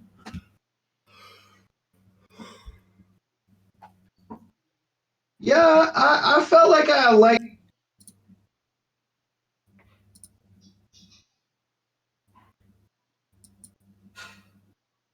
What was that? I was feeling like I liked the horseman. Even makes sense. He was a fake.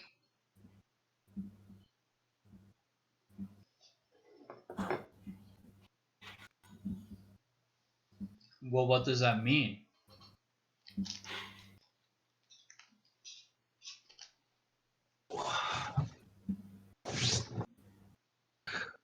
Was saying I felt like I liked the horseman than usual. The last couple we went back to camp, so it makes sense that he was a fake.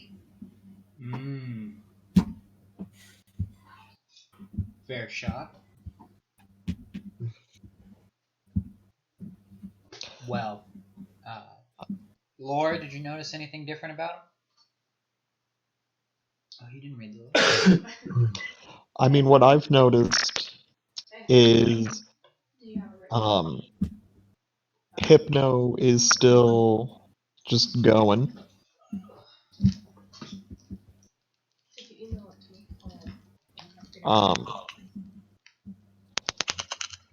And I don't know what these doors of death are, but they already sound pretty spooky. And Hades made them worse.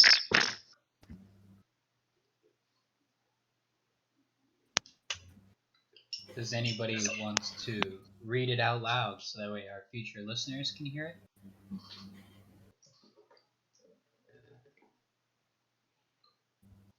Wally, I write to you in hopes of not falling victim to the same mistakes I once made. There is no denying the wrongdoings I have done to you and all of camp. There are no words to express my guilt. The death of every camper and hero that has come through the camp weighs heavily on me. During the previous years, you have risen within the camp and now hold your own authority and power. This is unprecedented. There has never once been anyone like you, and I fear there never will be again. I write to you to reveal vital information on your quest. The circumstances you find yourself in are not by chance. The gods have been at work behind the scenes for decades and only now start to show their hand. Be careful and look for signs of a corrupting force. I sense you are already aware of this. However, know this. This bond that is being formed to control the other cabins and, by extension, other gods can be reversed. Presently, you stand on the precipice of something more. The National Parks Services have been bent to the will of Hecate. Many electronic dance venues have been dominated by Hypno. Hades has corrupted and poisoned the doors of death and hides them on the west coast. Hermes and Hephaestus have also fallen to the newfound combined powers of the other gods, and there is evidence implicating Hera to be the ringleader behind this. I fear this information may find you too late, and that you might have had to find this information out on your own. As a last effort favor from Hermes, I have asked this note to be delivered. Along with Jenny, I was also discovered snooping under the big house, and was since destroyed and sent to Tartarus myself. I was able to find a temple to Hermes while traveling, and have since offered my support in freeing him from the oppression and subjugation of Hera. While my circumstance might not be the best, it is you who has received the sharp end of the stick at every turn. Growing up, the gods left you to fend for yourself, and all through your stay at camp they left you nothing but heartbreak and turmoil since your claiming. Now they come to you in hopes that you will be able to miraculously solve their problems. I suspect that to prevent her disposition from being revealed, Hera will pose as me in camp to keep an eye on things and revel in the seeds of chaos she has sown. Do not trust the illusions of gods you see at camp unless they verify with you and you perceive them to be true. Know that Hecate and Hera are strong and will alter the mist or outright deceive you to further their agenda. On the other hand, there are gods who will offer to help you. Some of them will remain stubborn and look for an appeasement before lending aid. Others are already willing and will be reaching out to you if you listen. I have been removed from my position and cast out of camp. This is my own burden and trial, and I will make it through. While I may not be a god, I am willing to help you however I can. Be aware of the many pitfalls and trials ahead of you. Look to Laura for guidance on finding the doors of death. I hope to reach you on the other side. I don't know where that will be, but I hope to see you all soon. There are many trials to come, and I hope with time you will come to forgive me for my past hesitation and lack of swiftness in answering questions you and other campers have put forward. I felt in time my usefulness has waned, and in turn, so has my immortality. Now that I have been removed from my position and cast out, I guess I will need to earn my place again, and now I will get to take a more active role in the training of you heroes.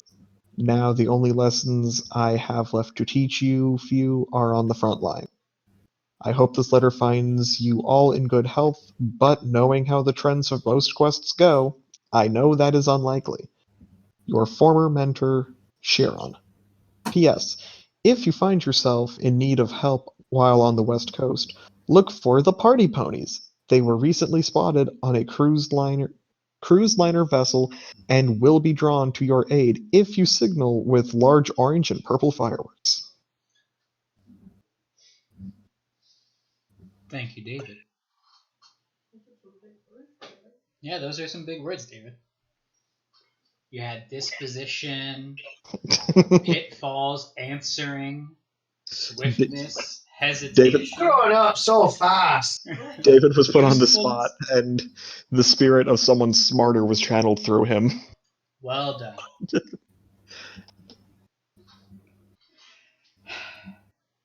Well, thank you.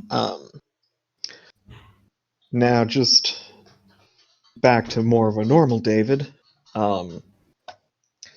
These doors of death already sound spooky enough, but now that they've been messed with by Hades, they sound extra spooky.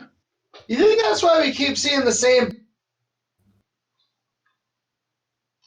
Maybe?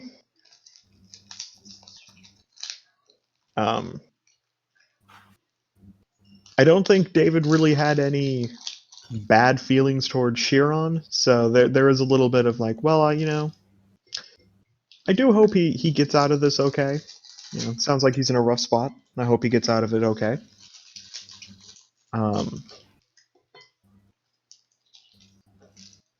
And a little bit curious about the party ponies, wondering, are they like Blackjack, Tyrone? Are they horses like Chiron? What are they?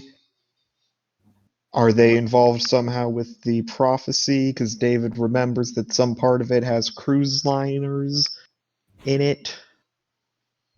They're a last resort. Well, Wally, what are the party ponies? Does Wally know of the party ponies? Wally knows that the party ponies are unreliable, chaotic. They will likely destroy any environment they come in contact. They're a frat party with extra legs. Sounds like David would have some fun.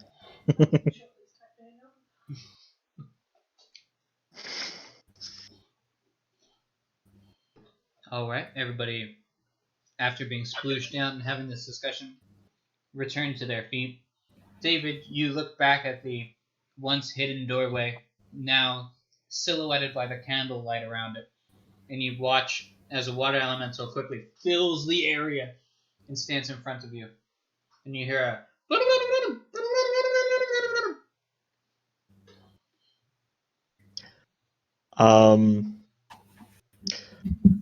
Well, it's worked every time so far.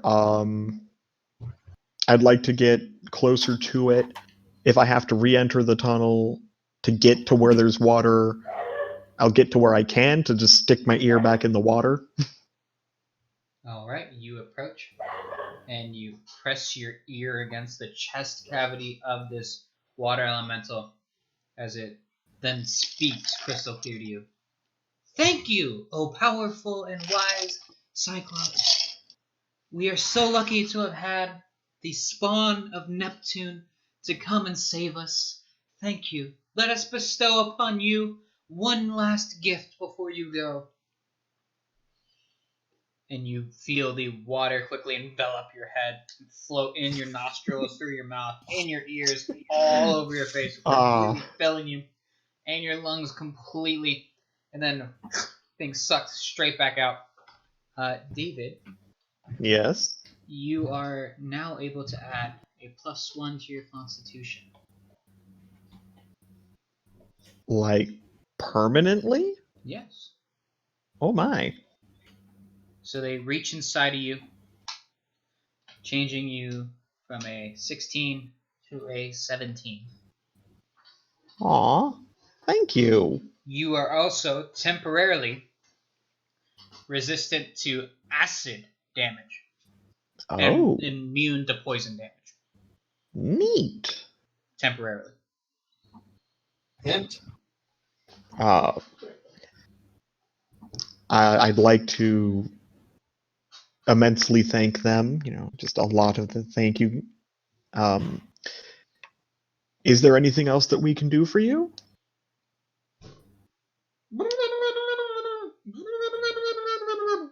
You put your ear back in. Yeah, I put my ear back. You can help us by reclaiming the Neptune pool. Previously, one of the other gods appeared and dumped somebody in there. Was it Hera? I have no clue. All I know is Neptune. Neptune is love. Do you ever leave Hearst Castle, or if I want to see you again, I come back here and I say hi? Most of us water elementals are free to flow wherever we can. We're mostly stuck here since a lot of the water is recirculated, but eventually all water leads out to the ocean.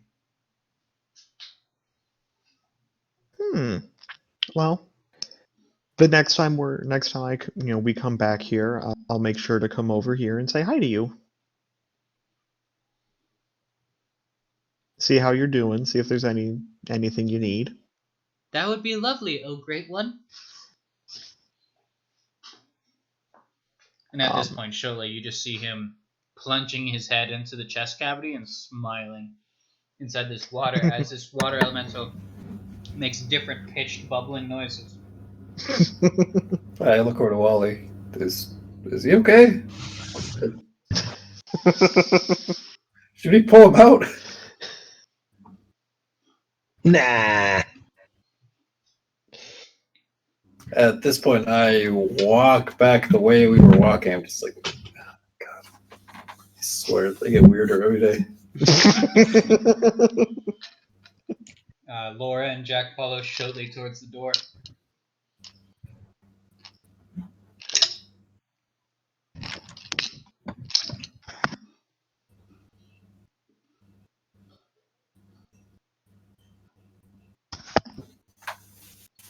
Is the water elemental still there, or has it gone back with its friends? You're still neck deep in it.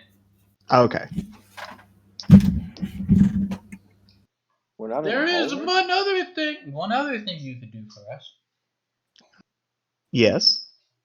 If you do make your way to the Neptune pool, there's a lot of gold dust that is still in there that has not been able to be sucked out. I feel if maybe you are able to control water or swirl it in some way, you might be able to make it dissipate within the structure and finally purge the remaining gold dust.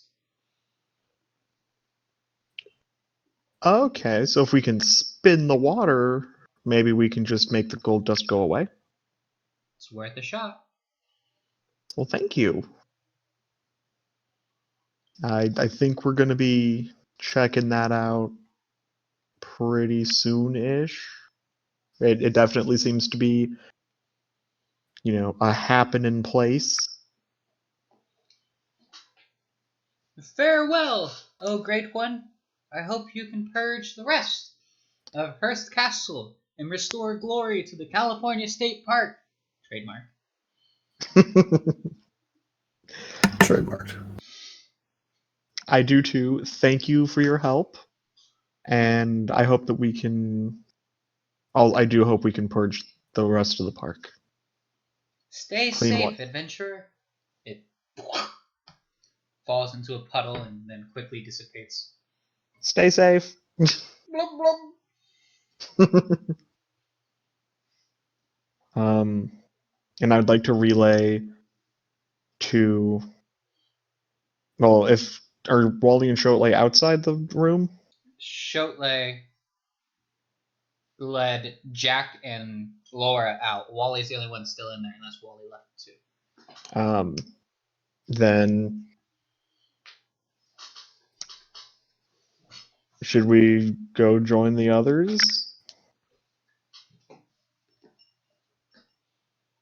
All right.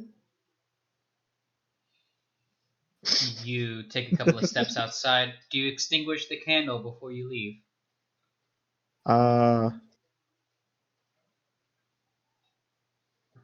Yeah. Alright. Using your currently damp right hand, you squish 2 fingers over the flame. As the flame extinguishes, you notice that the doorway itself slides back shut behind you, masking the sound of rushing water, no longer able to be heard through the wall. And you exit the building. Do you shut the door behind you? Yeah, I'll shut the door. That way, Statue Dad doesn't have to pull the door closed using the force. As you shut the door, your father's head turns towards you. Well done, David. Fantastic job you've done. They seemed nice. Those were water elementals. Have you ever seen them before? I think I've seen them at camp. You might be familiar with the water nymphs, too. Those are over at the Neptune pool, the pool that's in my name. I'm quite proud of, except for recently. Yeah, these water guys told me that there was some gold dust in the pool, and they want us to. They would really appreciate it if we got the gold dust out. Well, you might be able to implore some of the nymphs that have gathered there. They might be able to help and assist with that if you wanted to create some sort of whirlpool in there. That might be helpful. They did say if we could get it to spin, we could get maybe get the dust out. The spinning spiral filtration method. You see, he nods as if he understands what you're going for.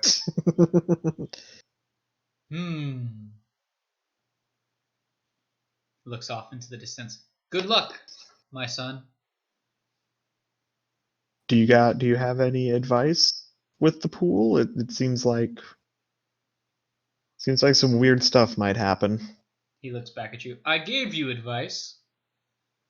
Okay. Do you need more advice? I'm. Ask the nymphs for help. I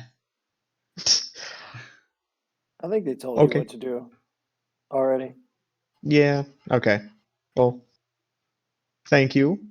And Also, beware of the shambling creatures that walk the grounds at night. Shotley, Jack, and Laura, I need you to all roll perception.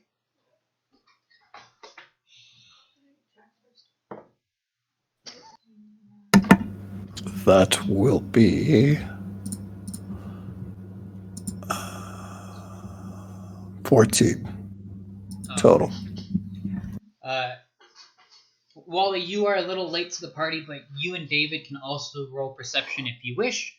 You may roll it with disadvantage. I'll That'd be go a for 7. it.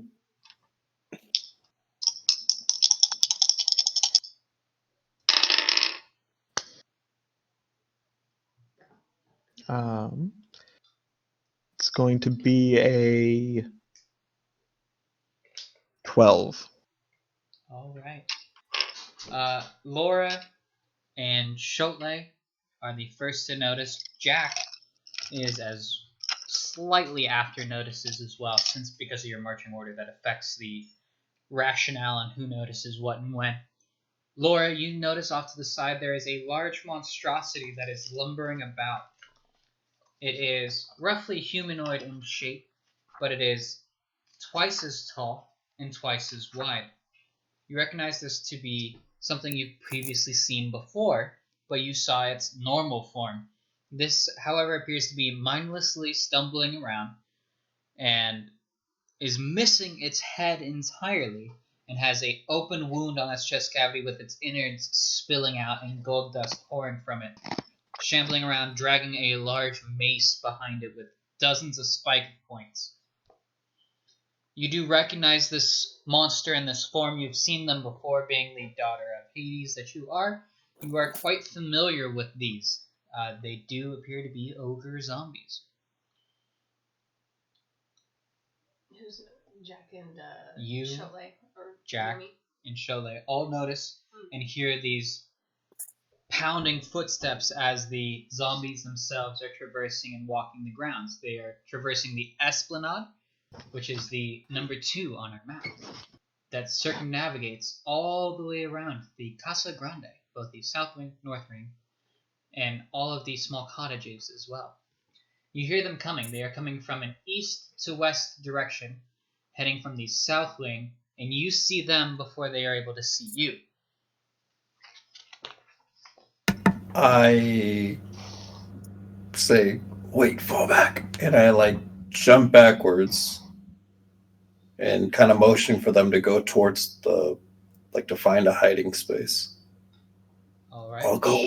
Shelley, I'll let you roll stealth for everyone. What, did we get better discount than them? Apparently. So I'm going to get a 12. That's a 12 total. All right. Well, you can see that passive perception. Yeah. All right. So, Shelley, what do you tell everyone as you turn around? Since you notice it first more than Laura and Jack did. I tell Laura and Jack, I kind of put like an arm across Jack, like, Jack, just be careful. There's people over there. Laura, you guys need to stay put. I'll go warn Wally and David. Warn Wally about what? I turn back and I see Wally. No. Look, there's zombie ogres over there. Zombie mothers? What? I look back to see if I can see David. You see David over his shoulder. Is he still walking over? David is finishing his conversation with his father loudly as the dark night sky above him flashes as the stars appear. I skitter towards David. You skitter, huh? Yeah, kind of just low crouch. I'm like, David, there's enemies up forward. We need to be very quiet. David, do you just hear the word enemy and started? No, because Statue Dad told me that there's like monster things wandering around at night. And well, now it's nighttime, and Shotley's coming up saying, dude, you gotta be quiet. There's zombies. And I walk over to Laura and I say, well, is there another hiding place we could find near here? Where are they specifically on that? They are exiting the Casa del Mar, which is number 3. Okay. I would suggest making our way to the main house. So how many legal tourist Zambians are they about to meet up? Tourist Zambians? Could you repeat the question? I don't think I understood. I heard David say something about beating up Zambians, and I'm just wondering, is this about to become a hate crime or what?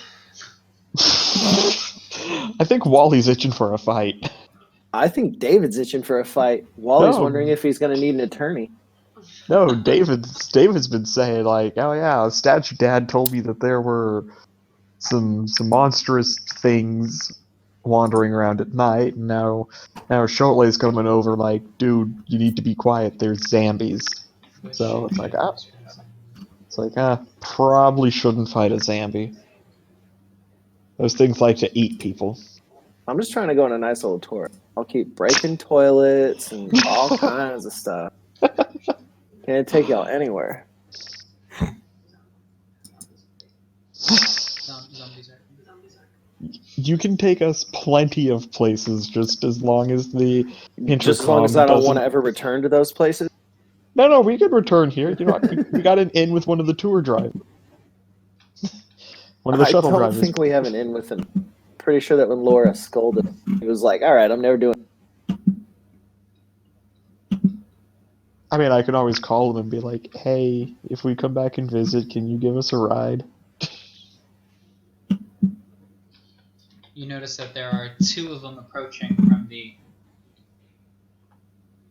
southern side, which is as you're looking out towards the Casa Grande, your right-hand side. Two of them are approaching. Oh They're snap! about 200 feet off. Y'all want to check them Zambians for passports? I asked Laura if is there a back way to get there, or are we gonna have to go through them? Chole, why are you whispering? I don't perceive any problem. Maybe we should wait till they go by. I suggest going straight ahead and then cutting through. Going straight ahead down the steps. Cutting through. Yeah. Yeah, so I'm trying to describe it. Yeah, wherever. Are we heading towards the Yeah. on the map that we can see that blue pool looking thing? Mm-hmm. Straight All from right. where we are to the large fountain. Because Okay. on the way there would be a lot of like bushes and trees to kind of duck behind. Oh, as and after opposed all, to staying on the path. yeah. Then no, the experience two with circles fighters are go the incredibly well. ogres. Yes. Okay.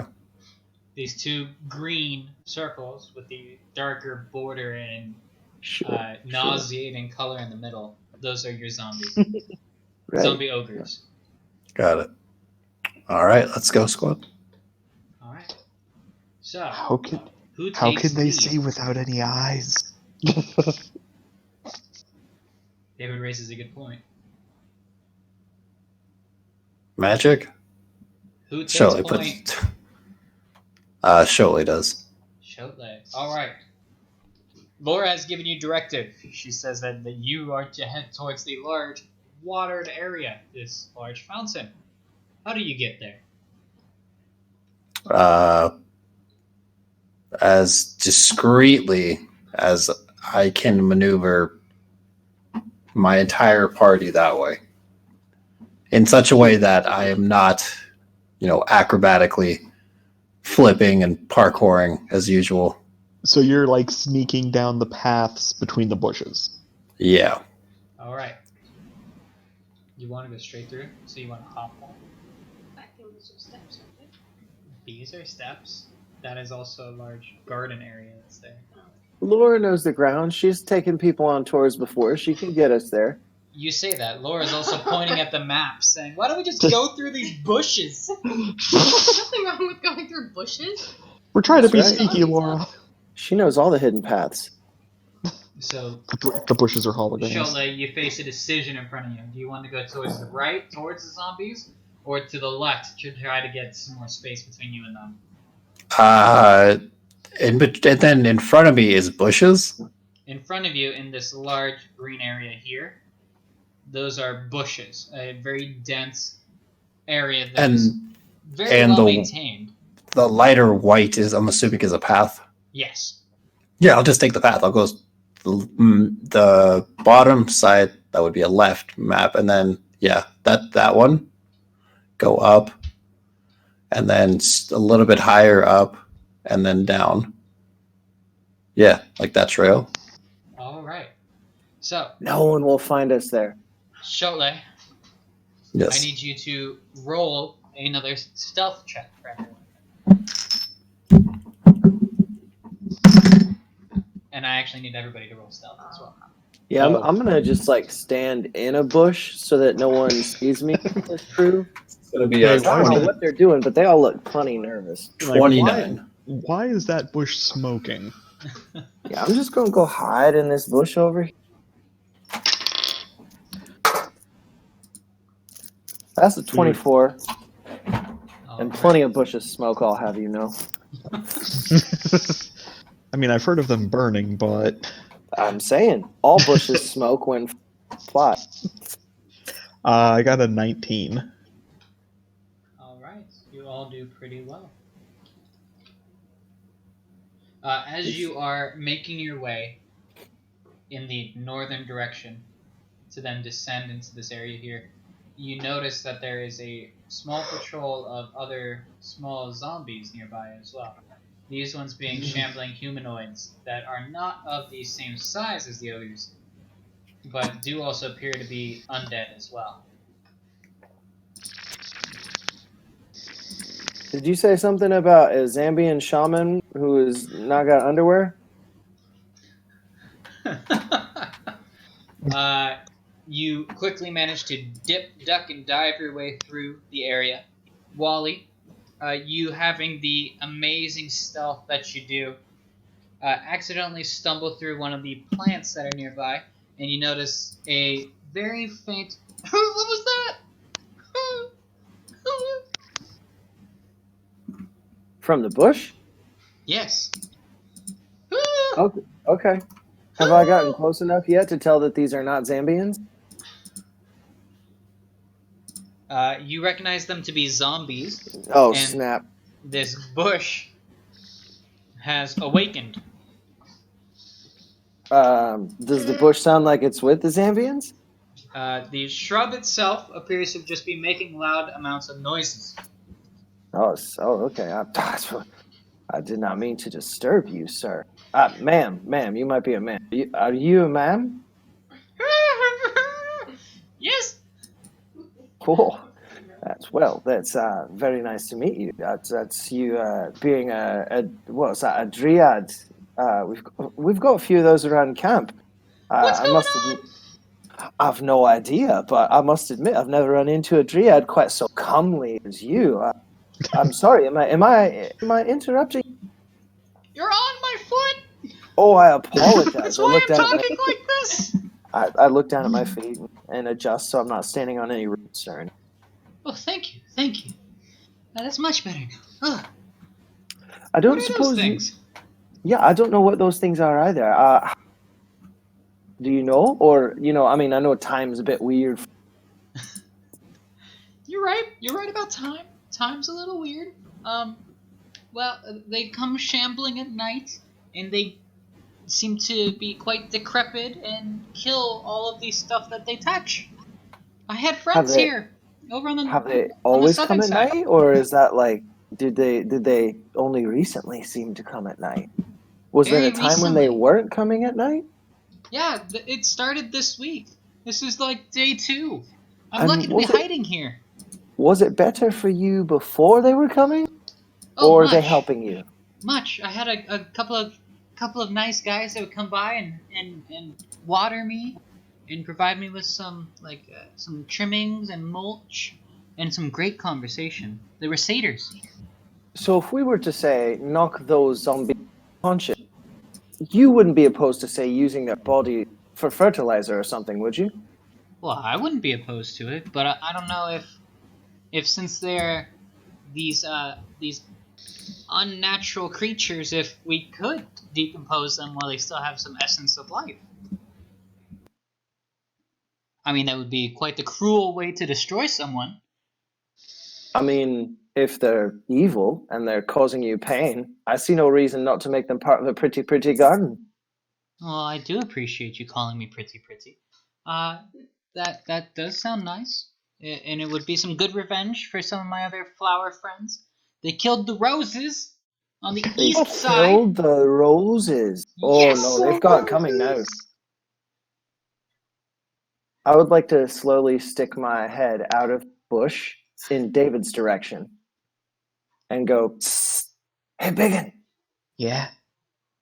this bush says those zombies been killing off the roses. Not the roses. Right? We need to kill these zombies. The bush says it'll even eat them if we can make tiny enough pieces. But they look big and strong. What are you? Not as big as the zombie. Wait, am I as big as the zombie? They're not these zombies Zambians, consider okay? you These large. are legal immigrants who happen to already be dead. Sorry, what was that? When I asked about the size, both of you started talking at once. Wally, go again. Oh, I said these are not Zambians. These are legal immigrants who happen to already be dead. And so how big are they? The ogre zombies are large undead creatures. They appear to be standing over 8 feet tall, and they themselves have a width of close to 5.5 feet. So what? They're like a little bit taller than Cyclops Boy, or not at all? They are over a foot taller than him, and Oh, just over a about 2 foot, feet okay. wider than him. Okay. What you think, Biggin? I mean, it's been a whole hour since we tried to break something. Aren't you the one who says not to break everything? Yeah, but you've been punching a lot of things today, and are Laura whispers over, "Don't touch anything!" He already touched something, Laura. Can we not help the trees at least?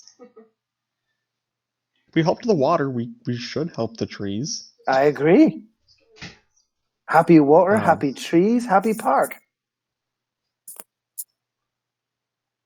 We're gonna need Shotley. And a shovel. Oh, we have Kirby. Kirby can get us a shovel. Kirby's good like that.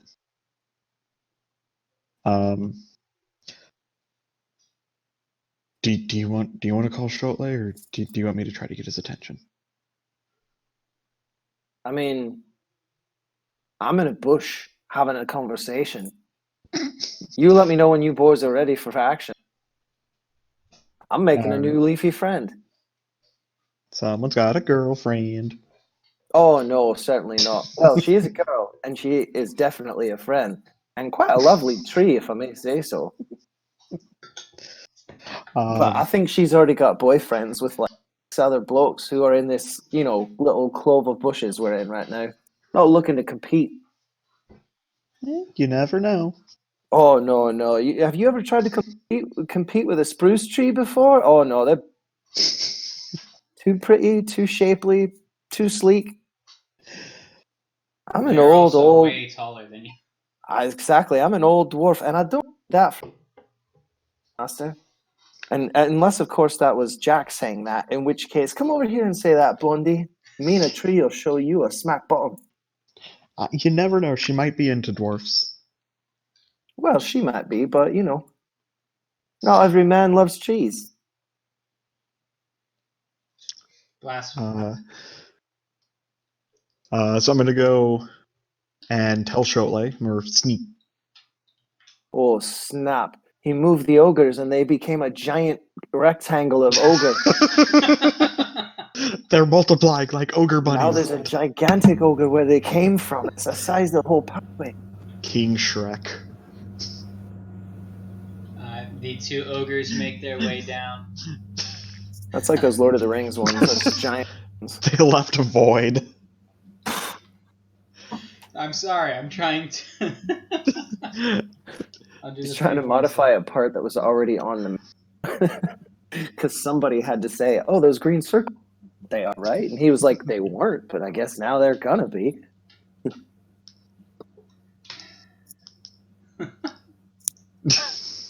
This map's not cooperating. It's okay. In a minute, he's got to figure out which part of those bushes is my new shrubbery girlfriend. Just don't try to put her in your pipe. Oh, I'm gonna convince her to fight in a minute. I'm gonna full-on wake those shrubberies up, man. It's on. This is some Monty Python level shit about to happen.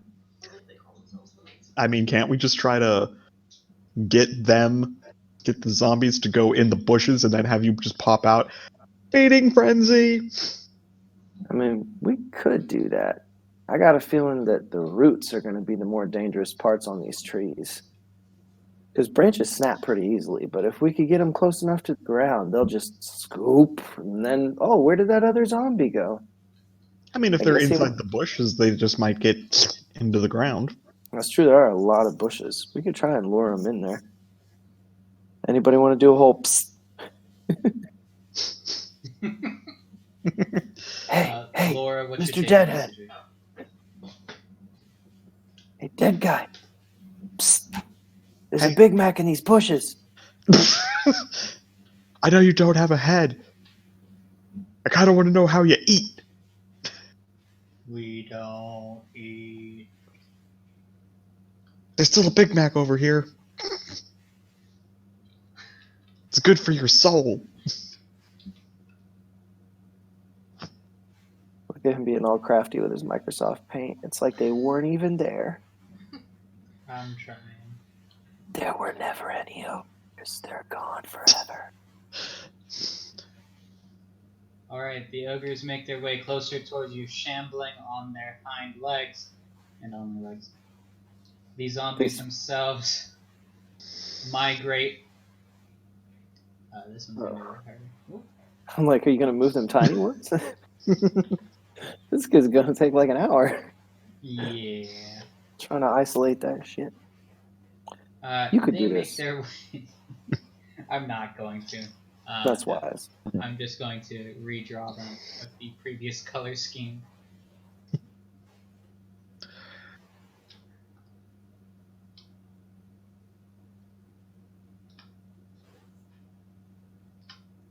Ooh. Oh, snap. Now he's getting fancy. Look at that. Ooh, those They bushes are going to multiply. eat good tonight. I'm saying, the better he gets at this, the worse off we're going to be. Dungeon Daddy, don't get good at Microsoft Paint. That first week was just one big square, but then every week after that, there were just more and more of these tiny circles that just kept multiplying and killing us. And then they started changing color and mutating. Poor map. My hand. Alright, so are these the Zambian National Army? You gotta watch out, man. I'm just saying. Wally, if he has to call a lawyer, is gonna forget he knows you. You're the one advocating beating up the Zambian security squad. No. Wally was just clarifying. You were about to beat them up so that he knew exactly how close to stand he all said hate crime was happening.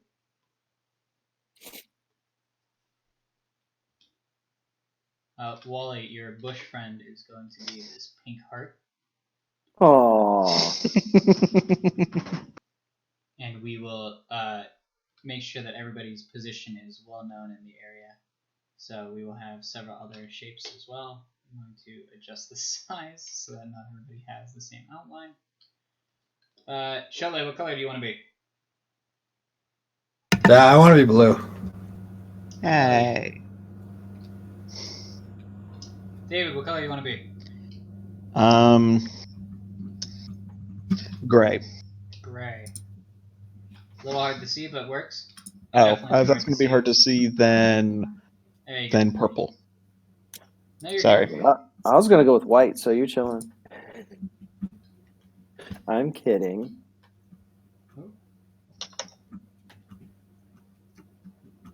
All right, Wally, you're gonna be the white one. No, I'm not going with white. That was a joke. Okay, well, fine. What color do you want to be? I'll go with red because it's a sort of flame-like color that will still show up on a background. All right, golden boy. Lightning boy. I really did not realize that he was the one that was still alive. And Laura, what color are you? What color is left? Purple, I guess. Oh wait, Shelly's purple. No. She's the most important star of all. Teal. The one that keeps us all from getting killed. Yeah. I don't know. She broke up my fight. I mean, with good reason. All right, so with our team assembled, You were playing tic-tac-toe against someone just as smart as that was never going to. You were just going to keep hitting each other in the face, and then he would probably have healed you, and then you would have kept hitting each other in the face. Like, that wasn't going anywhere. She was right to fire extinguish your ass. Void. Hey, I got us a new friend. It's making it worse. Stop. No, he's making it better. The blob is eating them. Oh my god. It's true. I'm not sure exactly what's happening. I'm assuming it's all. What is happening? I don't need your judgment. I'm not judging. I'm just. Not you. It's me. I'm judging. Was the big star that you're getting rid of, was that us as the big group? Yes. That's who we used to be. We used to be one big star, now we're just a lot of little stars. That's right. It's just like when Destiny's Child broke up. There was one big star and a lot of little. And then all those little stars just faded away. You know, can we just take our stars and Voltron together again to be one big star? No, I already did so much work. It No, doesn't like work we all that way. we just Ask me, Voltron Nelson, our it doesn't stars work together. that way. You We can't go Voltron back. our stars, become one giant star, and then just stab all the zombies. It looks great. Just leave it. I'm hanging out inside a tree. I don't know what y'all are. He's gotta move all the way back to his Yeah. his girlfriend over there. Gotta move all the way. I was just gonna chill, and then all of a sudden you guys were like, "Got a hot bush I can hide inside," and I climbed inside the bush, and the bush was, "Oh, hello." It's like You climbed into the I bush didn't and realize. I didn't realize I climbed into such a cute bush. I climbed into the bush, and the bush climbed into me. Have Woo! different layers. That's right. That's This right. isn't gonna work. I don't need your sass. I'm okay. You know, we could just have the map have spots, Corey. Like, Now you all at this point, Fine. Just let it Fine. go. Let it go. He's gonna fix it. Damn it. It's okay. Okay. We've got to include this in the footage because I Next can't week wait he's for gonna- Corona to be over, and you guys come over, and I dramatically kill you all. By next Corey- week, it's going to annoy him that the compass is upside down. So he's going to flip the whole map and all the numbers and all the text boxes. You know, before you guys started this stream with me, that's exactly what I was doing for the whole day, Fucking knew it. and then knew gave it. up on it. Like, it's too much work. I don't want to. Corey, Alright. you don't really want to kill us. Sorry. I mean, he does, though. That's kind of the job. All right, Hey, well- ladies and gentlemen, you see a bunch of lumbering zombies. 2 of them are large ogre zombies. They do have a hideous form. These zombies appear as they did in life, showing the wounds that killed them. However, the magic that creates these vile creatures often takes time to run its course. Dead warriors might rise from a battlefield, eviscerated and bloated after days in the sun. The muddy cadaver of a peasant could claw its way from the ground, riddled with maggots and worms. A zombie might wash ashore or rise from a marsh, swollen and reeking after weeks in water. You notice a total of 6 are walking along the esplanade, seemingly meandering about, looking to see if there's anything left. And 2 of them are way bigger than the other. Yes. 2 are Okay. ogres. 4 are Okay. regular humanoid zombies.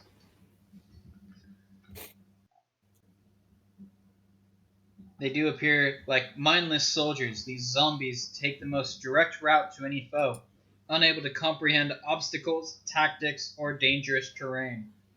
A zombie might stumble into a fast-flowing river to reach foes on a far shore, clawing at the surface as if it were battered rocks against and destroyed. To reach a foe below it, a zombie might step out of an open window.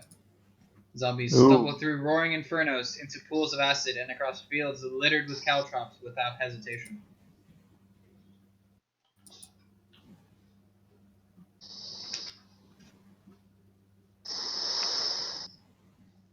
They're like David, but worse. Yes. All You right, notice so that the furthest back ogre, try what number? 2. In black, because that's easier to read. Why is that still white? Okay, that's number 2. This one is number 1. Okay, that's black, but there's white. Whatever. I'm really hating paint right now. The furthest one back takes a more serendipitous route, is going to make its way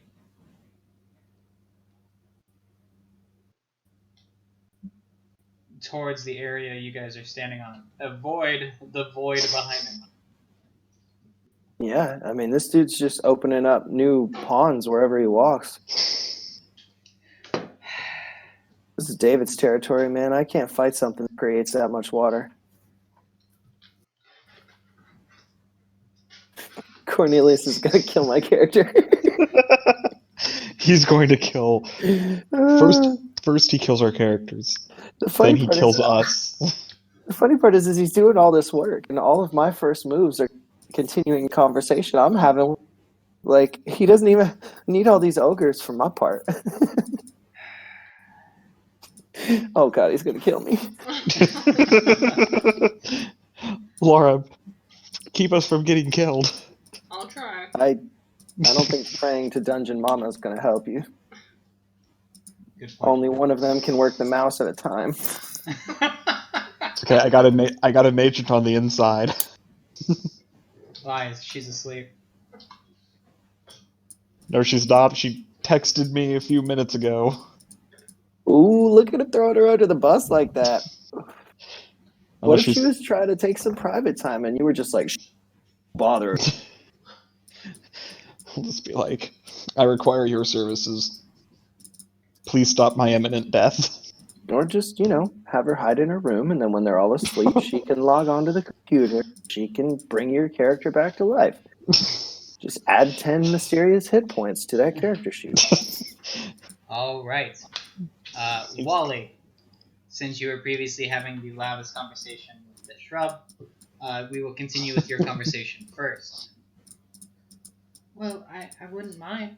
It does sound like good revenge and quite ironic. Do you know, you and I have a lot in common. What's your name, by the way? Thorn? That's a fantastic name. Perfect for a sort of vengeful sprite like yourself. Can I ask you a question, Thorn? You and your bushy brethren, you've had a lot of time here in Southern California. A lot of different flavors, water by and things like that. What's your favorite flavor? What do you like best to eat?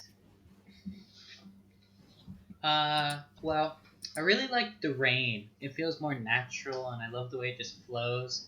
And whenever it gets a light sort of, a kind of musty sense in the air from all of the soil releasing all the bacteria, and the fresh smell and scent of dew and fresh cut lawns, those are so beautiful and nice. So something like sweet and crispy, huh? Yeah. I don't really like the dust in the water that's recently been sprouting out of these spigots and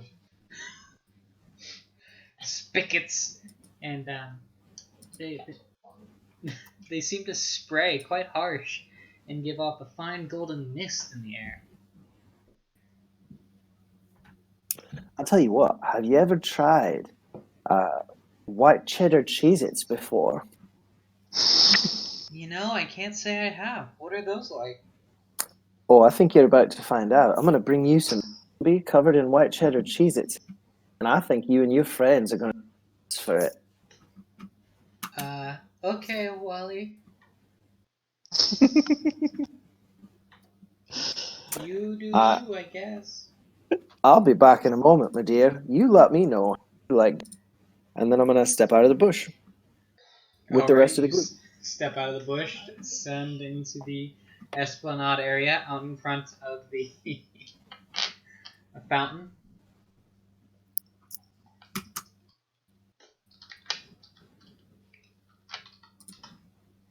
Let's see if I can find a good picture for it.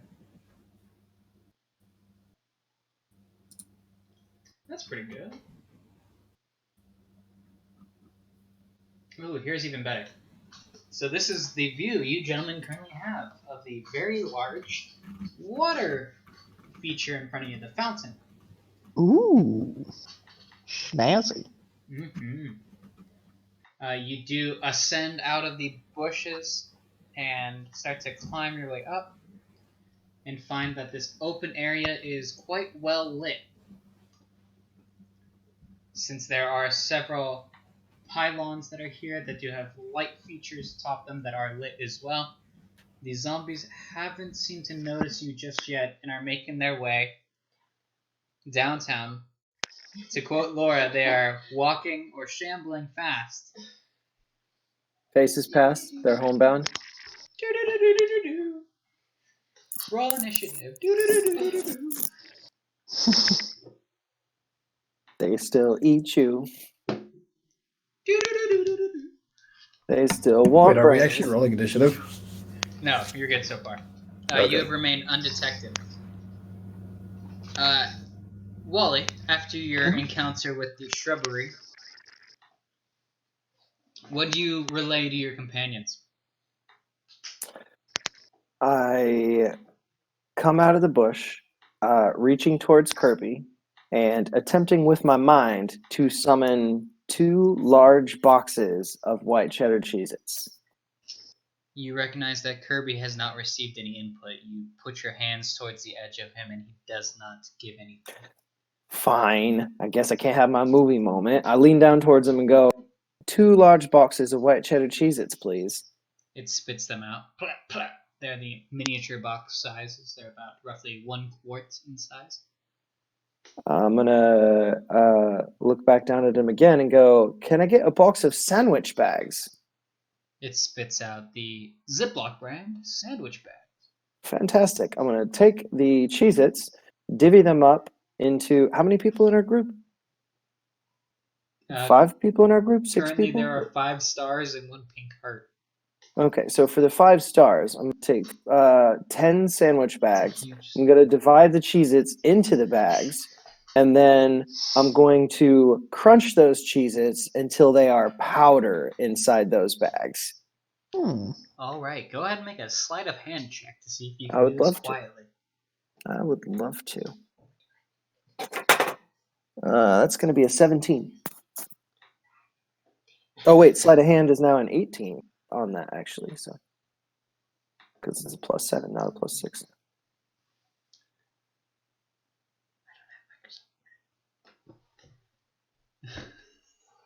Sorry, Laura's trying to help. Go, Laura, go. Go, Speed Racer, go. You do so with ease. You manage to crunch the bags up, the only sound emitting being a sly chuckle that you give as you're finishing crushing all the pieces up to a fine, misty powder. All right, now that all the Cheez-Its are crunched up and still inside the bags, I pass them out to the group like water balloons, and I go, okay, this is a simple game of tag, lads. We're going to run up to a zombie, we're going to put this powder all over them, and then we're going to run back towards these bushes. And I'm pretty sure if we're quick and quiet about it, the bushes will do the work. I look over to Wally. It's like, the hell? Why? Because it's quieter. I say, screw the bushes. I throw the white cheddar Cheez-Its and make my run to the Casa Grande.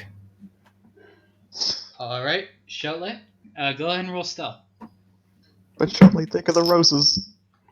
Screw the roses. Screw the roses. It's going to be a 14.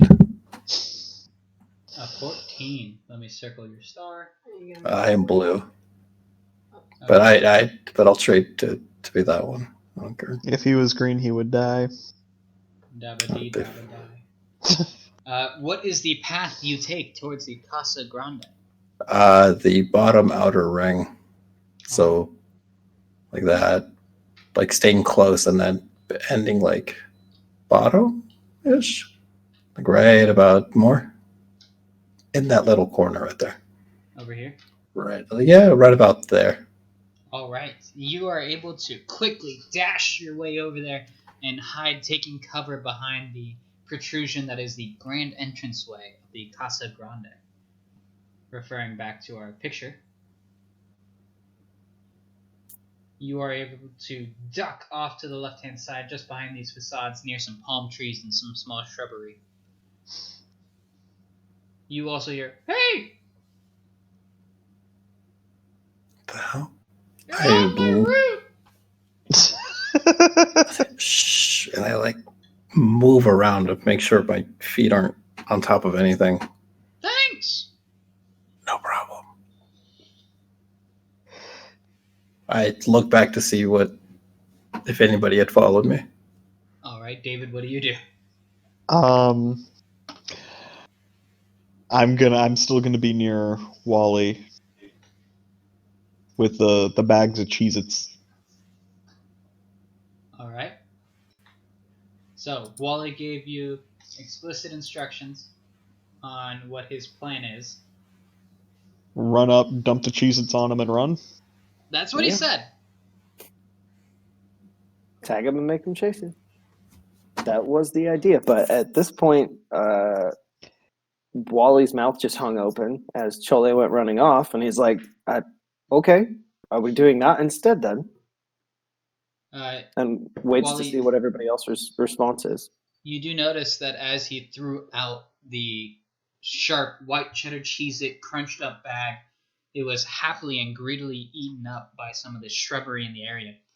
Thick, graspy vines rose up out of the ground and quickly just smothered all of the Cheez-It dust and sunk it back into the ground.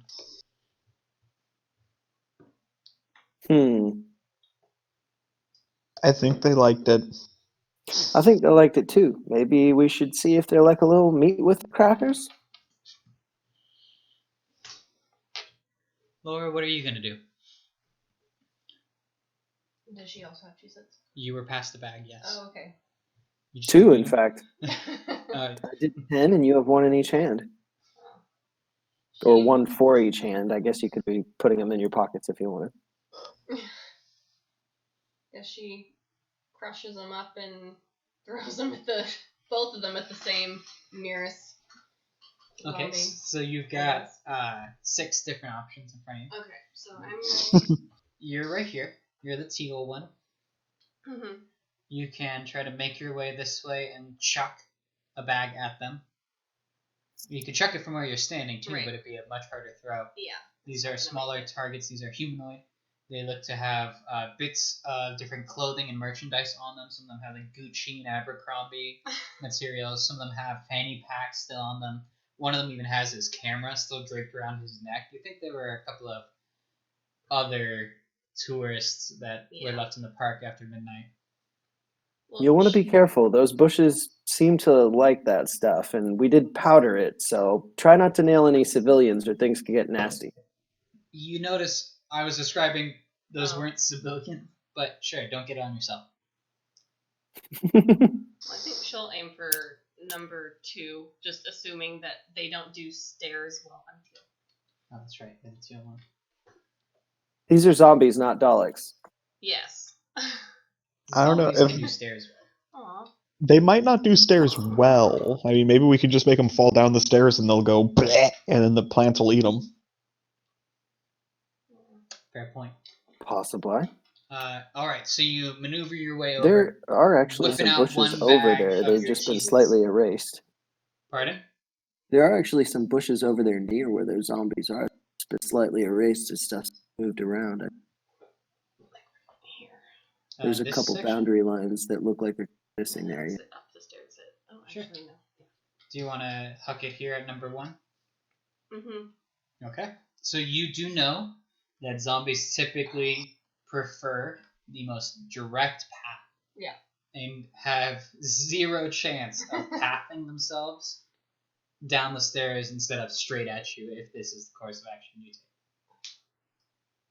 Okay, so go ahead and make a ranged attack. This is using your dexterity bonus. I need this You have a +5 to hit. 12 total. All right. The Zombie ogre does get pelted with your bag of white cheddar Cheez-Its that are ground to a fine powder. It hits and bursts, covering them in a white powder. Did you get 2 of them? Great. She threw one of them. Oh, wait, no. Right, but did Oh, she you hit threw 2 them? zombies Yeah. with 1 bag? She then, in the hurried midst, whips out the other bag and throws that one as well. At the same guy. At the same guy, pelting it, this one landing a little lower, getting most of the now torso instead of just face covered with it. Good job. You pelted 2 zombies with Cheez-Its. 1 zombie with Cheez-Its. And you hear...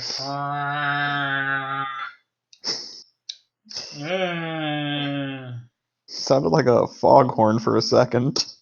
They sound like zombies groaning and grunting, tasting Cheez-Its, and then being dissatisfied. This isn't powdered brains. They drag their morning star behind them in pursuit. Laura, where do you go from here? She goes to the front doors of Casa Grande and see if they're open. You reach out and grip hold of the doorway and realize it's locked. I turn to where I saw Short Lady hide. Can you pick this lock? I can certainly try. Billy Ignoring walks the fact over. that he's trying to hide. I carefully look around Are and you being stealthy? make my way to the doors and take out my lockpicking tools. All right. Nah. Go ahead and make a sleight of hand check. Be sure to add your proficiency bonus as well, since you have your tools.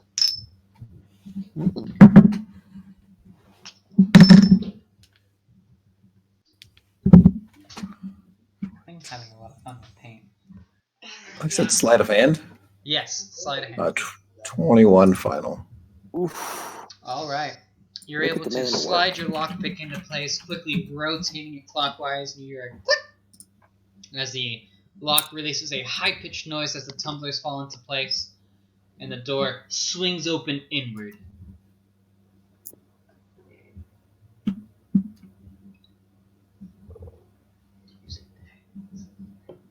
I pull open the doors and kind of wave to everyone else to come in.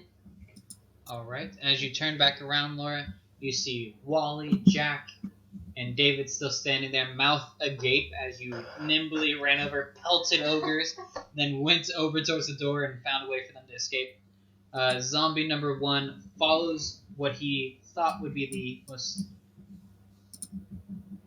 immediate path and falls face first over the edge of this area into the plantation below. Knotted thick roots sprout up around him, covering him in a braided rope-like covering, and dragging him and crushing and grinding him into the mulch. Wow. Laura, They get a I need taste you to for it roll now, too. 8d8 damage.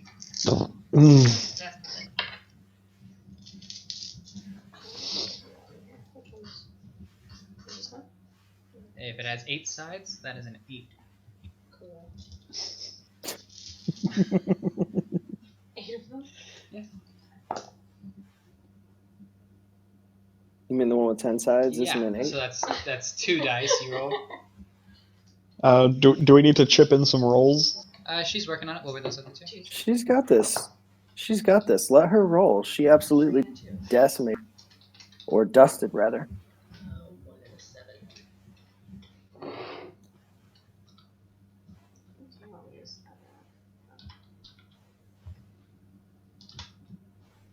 Alright, you dealt 32 points of damage to him.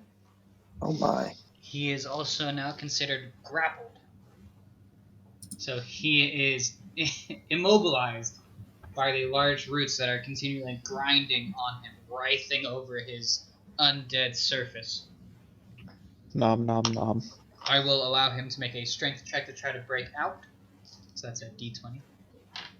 He has a +4 modifier. Nope! So he struggles and writhes against it. You hear Wally, you hear off in the corner as he's going grunting around, trying to free himself. you hear from your Dryadic friend over in the corner a sly chuckle.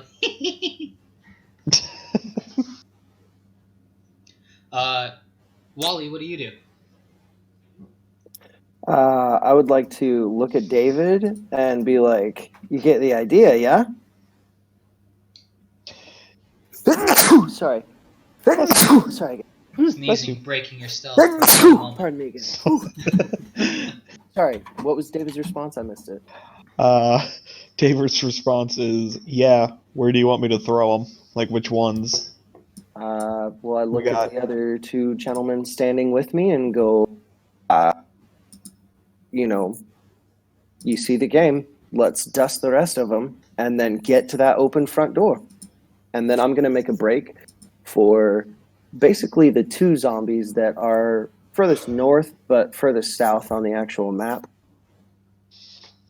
Around the bushes to get to them, and then as soon as I feel like I can peek around a bush and see them, I'm going to lean around like a water balloon, just straight up like undo just the tiniest corner of the edge of one of those bags and just in their direction and see if I can spray two with one shot, holding the other bag just in case. So do you want to go in this direction that I've indicated with the red star up this way, see if you can hit two? Or what are you trying to do? Oh, sorry. I'm trying to go around around the underside of those. But it's more like when I come around that first bush where the heart is, when I come around the south side of that bush. Oh, you want to go around this way? Yeah, and then as soon as I have an eye line on the zombie, undo corner of the Ziploc bag and attempt to fling it towards them so that the powder will spray out of it and hopefully hit more than one with the dust. All right. And get them to just like run after me and through the bushes. They are about 60 feet away from where you are. That's okay. Okay, that's pretty far. Okay. All right, well then same thing, but get me closer. All right, you want to go this way? Yeah. How close do I have to be? Because that looks really close. It's pretty close. You're about 15 feet from them. Oof. I can make that. I do the hammer throw from 30 all the time. Can I do it from like 20 maybe? Sure. Here, you can try it from here. Go ahead and make an intelligence check instead of a ranged Oh, throw. man. He's going to be like, this one. Laura's better than you in every way. That's a 17, sir.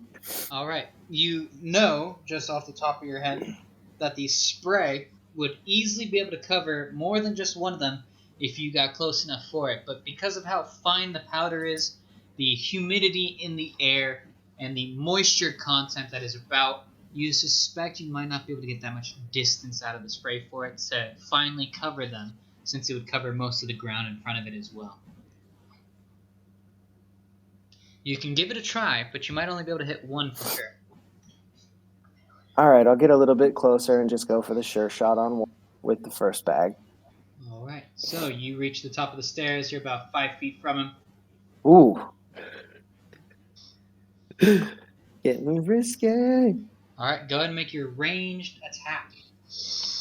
Okay. What's my mod? Dex with the bag of Cheez-It dust? Yes, it would be. Unfortunately, you're not proficient with Cheez-It dust just yet, so you only get to add your +4 to hit. Okay, so it's only my +4. That's going to be an 8. All right, that is the armor class of the enemy. So you completely coat and dust him with the now white cheddar Cheez-It fine like powder. And you notice they didn't notice your approach either. Nice. One of them, the one that you coated now, turns towards you and starts to shamble towards you. Wally, go ahead and make a dexterity saving throw. Oh, I was that close? Damn. All right. Dexterity saving throw. It's going to be what? Oh, saving throw. Sorry. Thing with the stuff. Where's the thing with the stuff? Here's the thing with the thing. Oh, yeah, that's going to be 14. All right, Laura, will you make the attack for the zombie? A grapple check? Oof. So, if you're unfamiliar, zombies have a -2 to their dexterity. She rolled a 1. Cool. 3 minus 2 is 1 roll. Thank you. You're Double welcome. checking my math. I appreciate Yep. Quick math. you. Quick math. The zombie lumbers towards you as you quickly descend the stairs out of reach.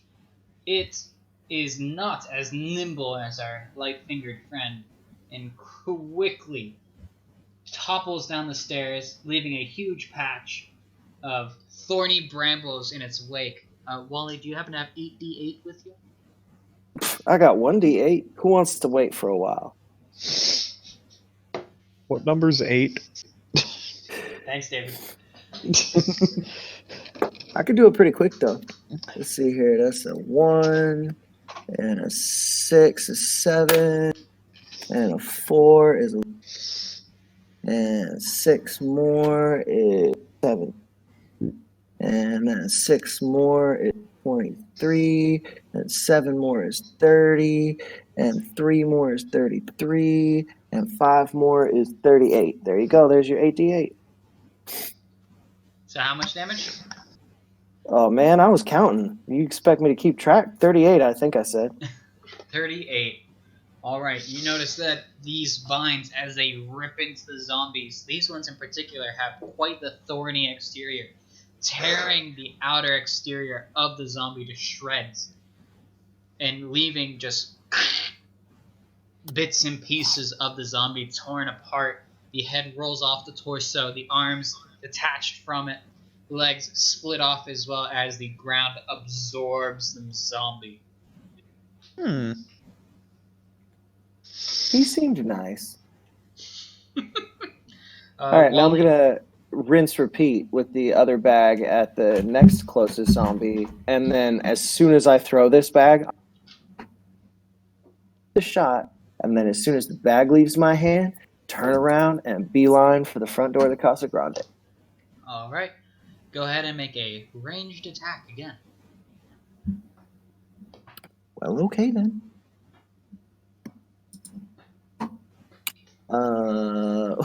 That's gonna be a 9. Better than Alright, last that time. hits. Not rolling well, but it doesn't matter because they're zombies. Alright, so you nimbly jump over the edge and then dash through the grounds as fast as you can towards the Casa Grande. Go ahead and make an acrobatics check. Oh my. Well, he hasn't had much to eat today, so he might do okay. Acrobatics. For Wally, that's gonna be a 12. Alright, Wally, you one-handed hurdle over the small marble bench in front of you, descend into the grounds, quickly giving light pats to the roots you step on, trying to maneuver your way through without stepping on any of your other thorny friends. And you make your way to the Casa Grande with ease. You notice behind you the previously pelted zombie stumbles his way through and takes a dive as well. Laura, will you roll a dexterity saving throw for my zombie friend? Yeah. Oh, he don't got no Yeah. chance. He don't got no chance. He rolled a 0 this time. That's Ooh. right. That's So he right. takes an extra d8 of fall damage since he lands on his neck. Wally, would you like to roll 9d8? 9d8, huh? All right. I could do that. Give me half a second here. All right, here we go. 8, good start. That's 15, 20, 26, 29, 37. I'm getting a lot of 8s here. 40. I'll stop you there. He's only got like 22 HP. So Fantastic. I was at 45 and I still had one roll. You're good. You're good. This one also gets consumed by the vegetation, disintegrated and mulched. I'm using all my good rolls on someone else. You also hear a maniacal giggle from the bush nearby. Oh, well, she's happy. That's the important. Oh, your girlfriend's Get him, happy. Rose! David, what do you do?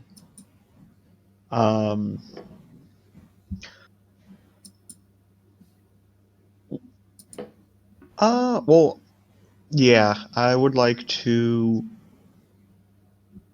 run over to the other two, kind of do the same thing that Wally did, where he went on the staircase, that one, Yeah. and just cheese it powder grenade the zombies. Alright, so your Cheez-It powder bag only really has enough powder, from what you can gather, to coat one zombie really well. You can try to spray it, like Wally was trying to do, but that is a little more difficult, and you might not coat them well. Yeah, I mean, I got 2 Cheez-It bags. I got 2 zombies. Let's just make sure I get a nice Cheez-It coating. And Jack's somewhere behind us, just in case. Jack's still gonna got- probably take his turn after David. Well, we still got one big one. Yeah. One big guy on the top path, so we're going to have to extend this a little bit anyways. It can't be, a perfect shutout. But yes, I would like to take my Cheez-It bags, 1 bag to one zombie, 1 bag to the other zombie. Alright, go ahead and make 2 dexterity ranged attacks. For this, you have a +1 to hit. That one's going to be a 19. That hits. And the second one is a 21. Alright. David is apparently quite good at throwing Cheez-It powder grenades. Alright, for the first one, you pelt it square in the chest, and it just gives a large plume of dust behind it on impact. The second one, you really enjoyed throwing it. You give him a fastball special, chuck it as hard as you can, pelt him square in the face with a baggie full of Cheez-Its. Go ahead and roll 1d4 damage. Ooh. Big fans, my You hit him so hard with the Cheez-Its you did damage.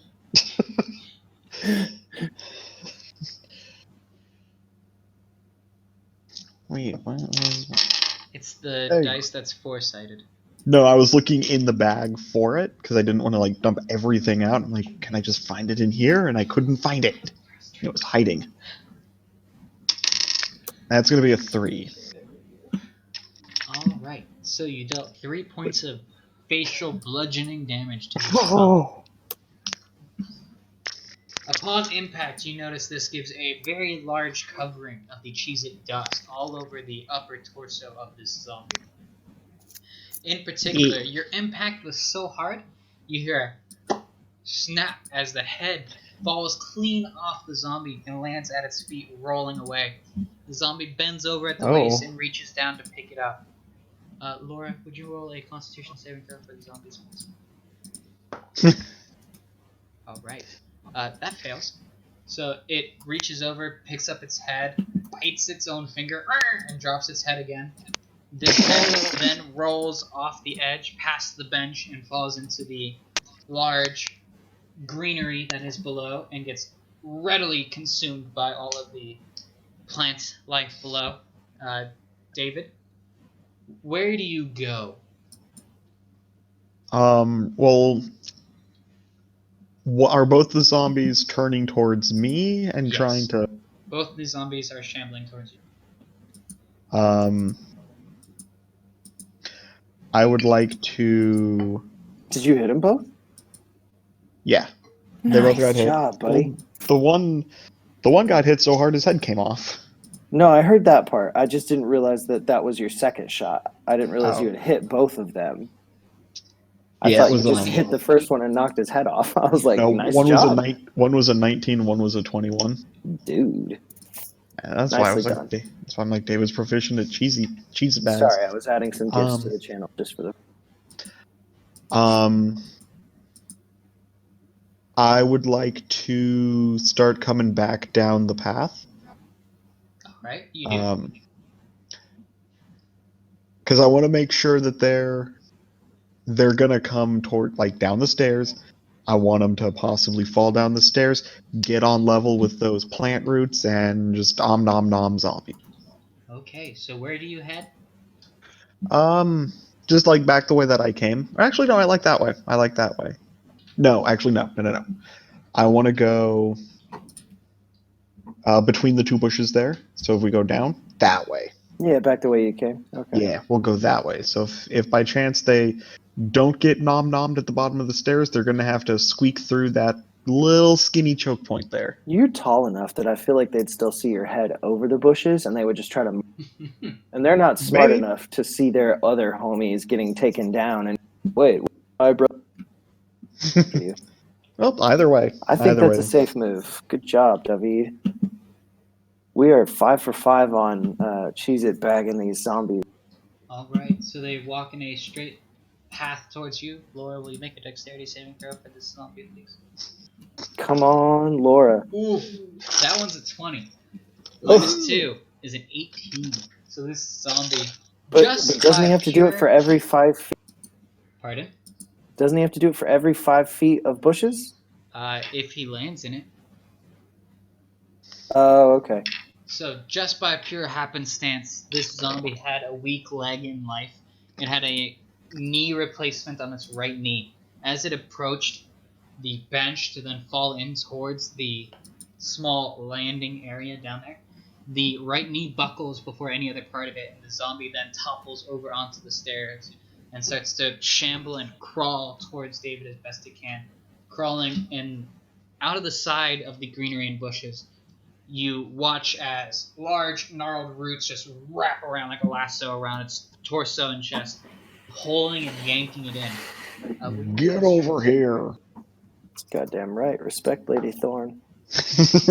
All right, so with that, you notice that the vines themselves, one after the other, latch onto it, thorns pinching into the skin, piercing it. Thanks for pinching me while I said that. Oh, that's Giving you a rude. frame of reference. Yeah, absolutely. And just how likely I am to be pierced by rose thorns and then thanks, ground to death. Pulling the zombie in. David, do you want to roll 8d8 for this zombie? Sure. Let me. Are you doing headless after this one? Mm-hmm. Bueno, are you doing headless zombie after this one? Yes. Or is he already dead? Did I miss that too? That one's pretty close to it, but does need to then get ground up, yes. Yeah, I thought he was head juggling. I didn't think he even made it in the bushes yet. So 8d8? 8d8, Oh, get it? yes. And we'll say this is also the same roll for the next one as well. Okay, so that's. I'm rolling. I have 2, so I'm rolling 2 at a time. So I'm up to 10. All right.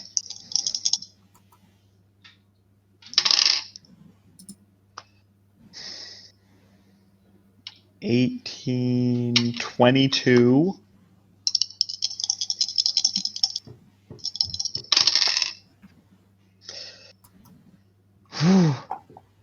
$37. Wait, how did you get from 22 to 37 with one roll? I'm 8. kidding. I know you have to.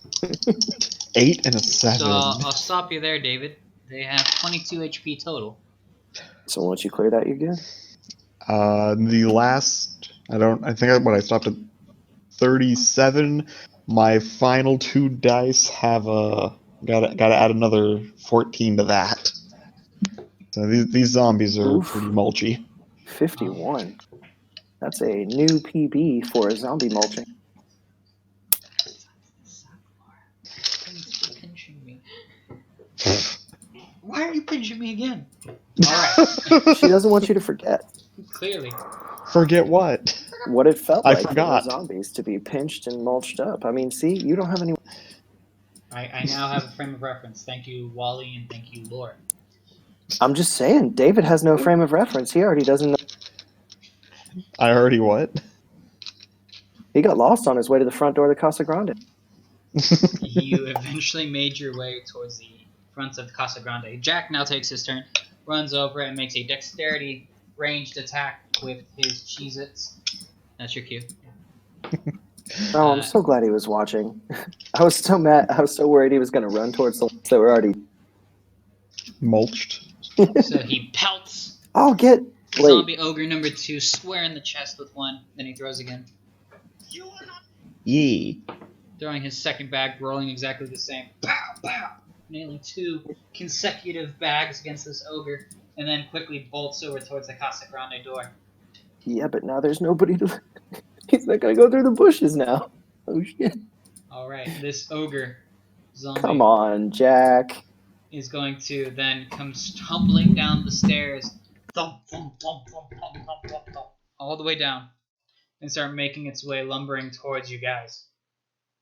This other ogre zombie in the corner over here finally breaks free of its Ooh. vines and is able to lumber out and starts to walk towards you guys. I'm gonna look at Jack and go, "You are really bad at this. You know that? Hey, I hit him! Do they not play tag in Rome or what? Because yes, you hit him, but the whole point was to hit him and then lure him into a trap. Did you not see the other 5 that we managed to mulch up? Did you not get what was happening here? Wally, I don't need your sass. We need to get rid of these ogres now.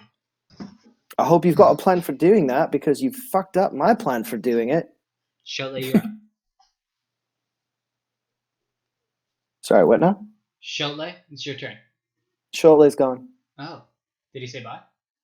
No, he just dipped out half a second ago. He might be back. He might have just gone to the bathroom Wi-Fi. Okay, then we will go to Laura. Laura, you've managed to pry open the door with Cholet's help picking the lock. You now see ahead of you a dark, narrow entranceway leads into the Casa Grande. Okay, Laura has respect for a well-laid plan, so when I just let Jack have it just now, I would like to glance over at Laura and just give her one of those looks, just to see if she returns it. Laura returns the look, I guess. Okay, cool. I just wasn't sure. I was like, can we have a moment? Because we definitely both just executed this plan perfectly.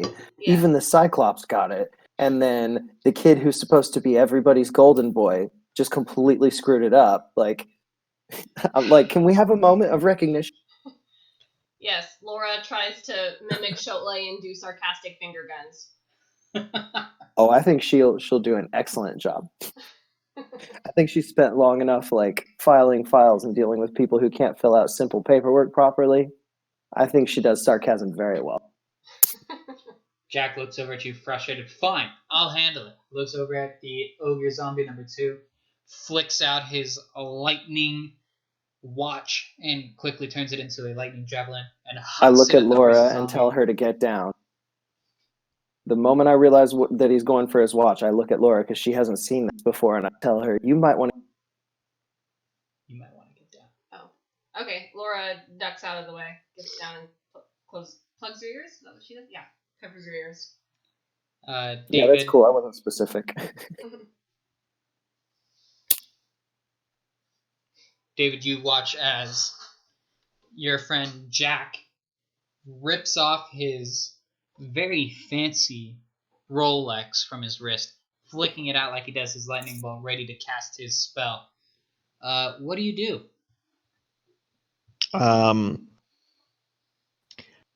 Make sure that I am not in his way. All right, you take a couple of steps back just to make sure he's got a clear line of sight. Laura, will you roll the attack for me? All right, he's got a +4, so that's a 15. He deals 8d8. Was it 8d8 or 68? Let's do 68. I think It was 8, and then it was 9 one time when somebody did special. That's right. So let's do 8 then. I'm not letting these guys have the easy way out. You survived my Cheez-Its? Blasphemy. The power of Cheez-Its compels you. If I bother to bust out a box of Cheez-Its on you,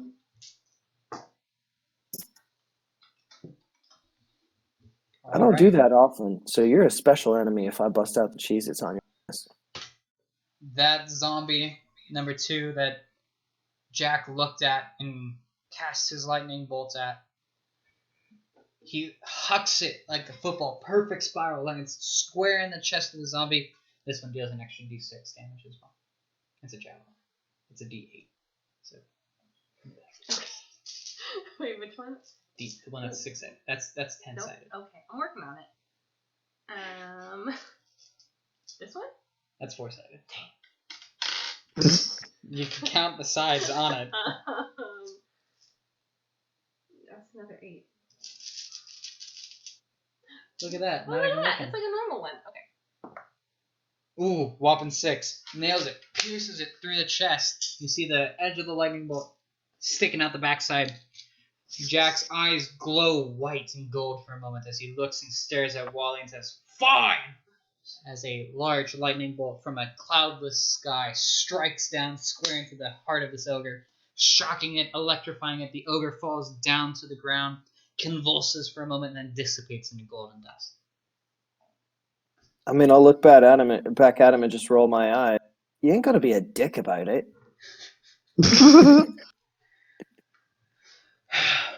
No, but it feels like I have to do everything sometimes. Feels like you have to do everything. Yeah. I'm sorry, but 3 of us just killed 4.5 of the 6 zombies standing in. Apologize for asking something. Fine. All right, everybody make a dexterity saving throw. Oh no. Jack first. I'm giving Hero Boy some crap. I don't care. Like, he just wants all the glory, none of the Nice. dexterity saving throw. Oh, that's a 24. Can David get a reroll? You weren't raging, unfortunately. David got a 7. All right. Will you roll for Sheltley for me? David gonna die. 11. All right. So Sheltley also has a +7, so he rolled an 18. So everybody except David passes their dexterity saving throw. So they will take half damage on the attack from the ogre. The ogre stomps down heavily into the ground, cracking the concrete surface, picks up a huge chunk of the rock, and then heaves it two-handed over his head towards the front gates of Hearst Castle. It sails high above everyone's head, hits the gates, and descends with shrapnel onto the ground. I will need you to roll 4d6 damage. Ooh, I know what that looks like. Yeah, it's a square one. Yeah, it's a square one.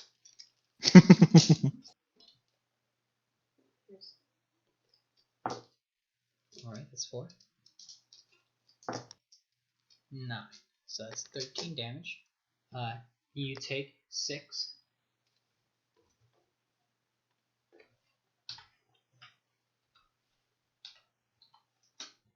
Wally, you also take 6. Oh, really? Okay. From your If you uncanny insist. dodge as a class ability. If you'd like, you can use that. To what? Cut it further in half? Yes. So a quarter damage, I would take only 3. No, I'm fine taking the 6. I just got an HP bump on the level up, so I'm okay with taking that cushion. I actually didn't even realize I got that HP bump, which is part of why I'm like, oh, I'm okay with that. And David, you take the whole whopping 13. Oof.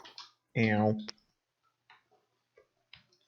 Alright. Also, I forgot to mention, and we'll retroactively handle it now. David, when they What now? did give you that boon to your constitution, you did also heal 2d6 HP. Oh.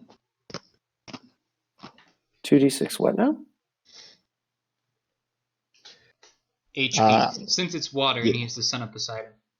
Oh, he gained temporary. Okay, gotcha. Well, was that temporary HP that I gained, or did they heal me that much? They healed you. Okay. So 1d6 is 2. The second is 2. Nice. So he could just default take 4s on both, right? For heals? I'm kidding. I wish. Alright, so David, that puts you at a current HP of 33. Everybody else is scattered asunder from the momentary rain of shrapnel. Wally, you're up. I would first look at Jack and be like, okay, so much for the stealthy entrance. Then I will look at the other zombie facing our direction. I will channel a little bit of that Vulcan energy, and I will point my hammer at him, and I will let loose with it's what, fire bolt that I have. You have my spells and everything there. I don't know that. Is it all listed fully under my spells? Because you've got that's right. where I wrote them your down. spells in. I was gonna say you've got written down which ones I have. Sure. What's the one that I was using that was like me launching a mote of fire or something like that? It's the one that's a cantrip that I can do an unlimited number of times. I can just throw a little fireball at something. Did you write it down in your book? No, it's on an index card inside the book. Oh wait, I think I did write it in the book actually, because I wrote all 3 cantrips in there. Pretty sure, unless I wrote my spells in there and I kept the cantrips on the card. Yeah. In the player's hand. It's a wizard cantrip. So cantrips and your spells. Up there. But it should all be together. Like one of them is written on the first page of that book, and the rest is all written on an index card. That's in the book, I believe. Do you have the book? No. It's the red one. It's the hardback one we got from the dollar store. Yeah, is that behind me somewhere? No, I don't know. Well, also, I just realized. What's it called? Fire bolts. Oh, it's alphabetical. Well, I mean, it's a cantrip. Yeah. So it might not be firebolt. It might be something else. It might be. Cantrip evocation. One Oh, action, there you go. range 120 Cool. feet. I was right. I gotta trust my instincts more. All right, you hurl a mote of fire at a creature or object within range. Yeah, I think we decided that instead of channel it through the hammer and just launch a little fireball from it, basically. All right, so go ahead and make a ranged spell attack against the target. Which would be my intelligence So plus my when I consult proficiency, your right? character, your spell attack modifier is thank your you. proficiency bonus plus your intelligence modifier, which is a would be +7. +7. Thank you. I appreciate that is there because that wasn't on the original character sheets, and that's very helpful. Yeah, that's why I put it there. I was constantly having to guess at it, and Mikey, I think, was the only one in the group who ever really got the spell casting structure. He looked into it a lot. Yeah. But anyways, +7 is going to make that a 23. Fantastic. So go ahead and roll your 1d4, add your 1d10, and then we're going to also add your dexterity modifier of 4 damage to it as well. Okay, well, so 1d4 and 1d10. Mm-hmm. That's going to be a 10 and a 2, so that's 12. I gotta say, sometimes I get lucky, man. And it's only apparently on spells. It's not on any of the other logical shit I'm trying to do. Nice. So that is 16 total points of damage. You whack him square in the chest, and then you give a loud thud as it hits the dense, meaty torso of this zombie, launching him back another 10 feet, and he falls back into the grassy area. Has he been on duty long enough for enough of his uniform to dry out in the sun so that he would catch fire? The fire from it, I'll let you roll a d20 and let me tell it. I mean, I'd honestly prefer not, to tell you the truth. I'm not trying to hurt my new plant friends, but if it happens, it happens. It just occurred to me he might have been walking around, his shirt might have dried or something. Well, we can say that you did catch the edges of where you impacted, leaving a Vulcan imprint burned into his chest. Okay, the edges I'm of his fine with that. clothes catching and singeing for a moment. He waddles backwards off balance and then falls with a thunk into the grass area behind it. Thank you, Dungeon Daddy. The thick vines wrap around his chest, some of them from the singeing air of heat that is emanating off of him, and quickly wrap and strangle down on him. Just for the sake of brevity, he had like 4 HP left, so we're going to say that you kill him. And the plants eat his Cheez-It covered remains. Absolutely. The Cheez-Its, when they do catch fire, do a little smell a little weird. But, there's a first for everything. Weird how? Weird like you never smelled cooked Cheez-It before, or weird like those weren't Cheez-Its Kirby gave me? It gives you a smoked Gouda-like smell. It's a little weird because it's singed human flesh, singed ogre flesh mixed Ah, with Cheez-Its, so it kind of gotcha. gives you a weird, like, kind of like a burnt entremet sort of smell. I'm gonna whisper in the general direction of the plants. Hope you enjoyed dinner, Lady Thorn. And then I'm gonna look at all the group and I'm gonna say, let's get inside before someone shows up and asks questions.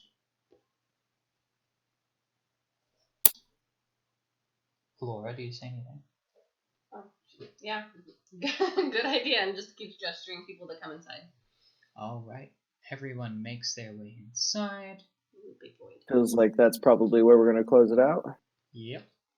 And with this large green void that opens up into the abyss below, everybody makes their way inside of the Casa Grande. For our outro, we will let Laura finish reading us off number 7 from the Hearst Castle pamphlet about the Casa Grande. Okay. Oh, there we go. Casa Grande's design follows the general Mediterranean revival style of the rest of the estate, with the primary focus found in the architecture of southern Spain.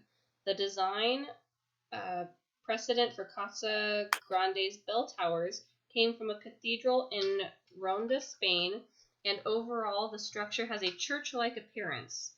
It is made of poured concrete, reinforced with steel, and is approximately 68,500 square feet.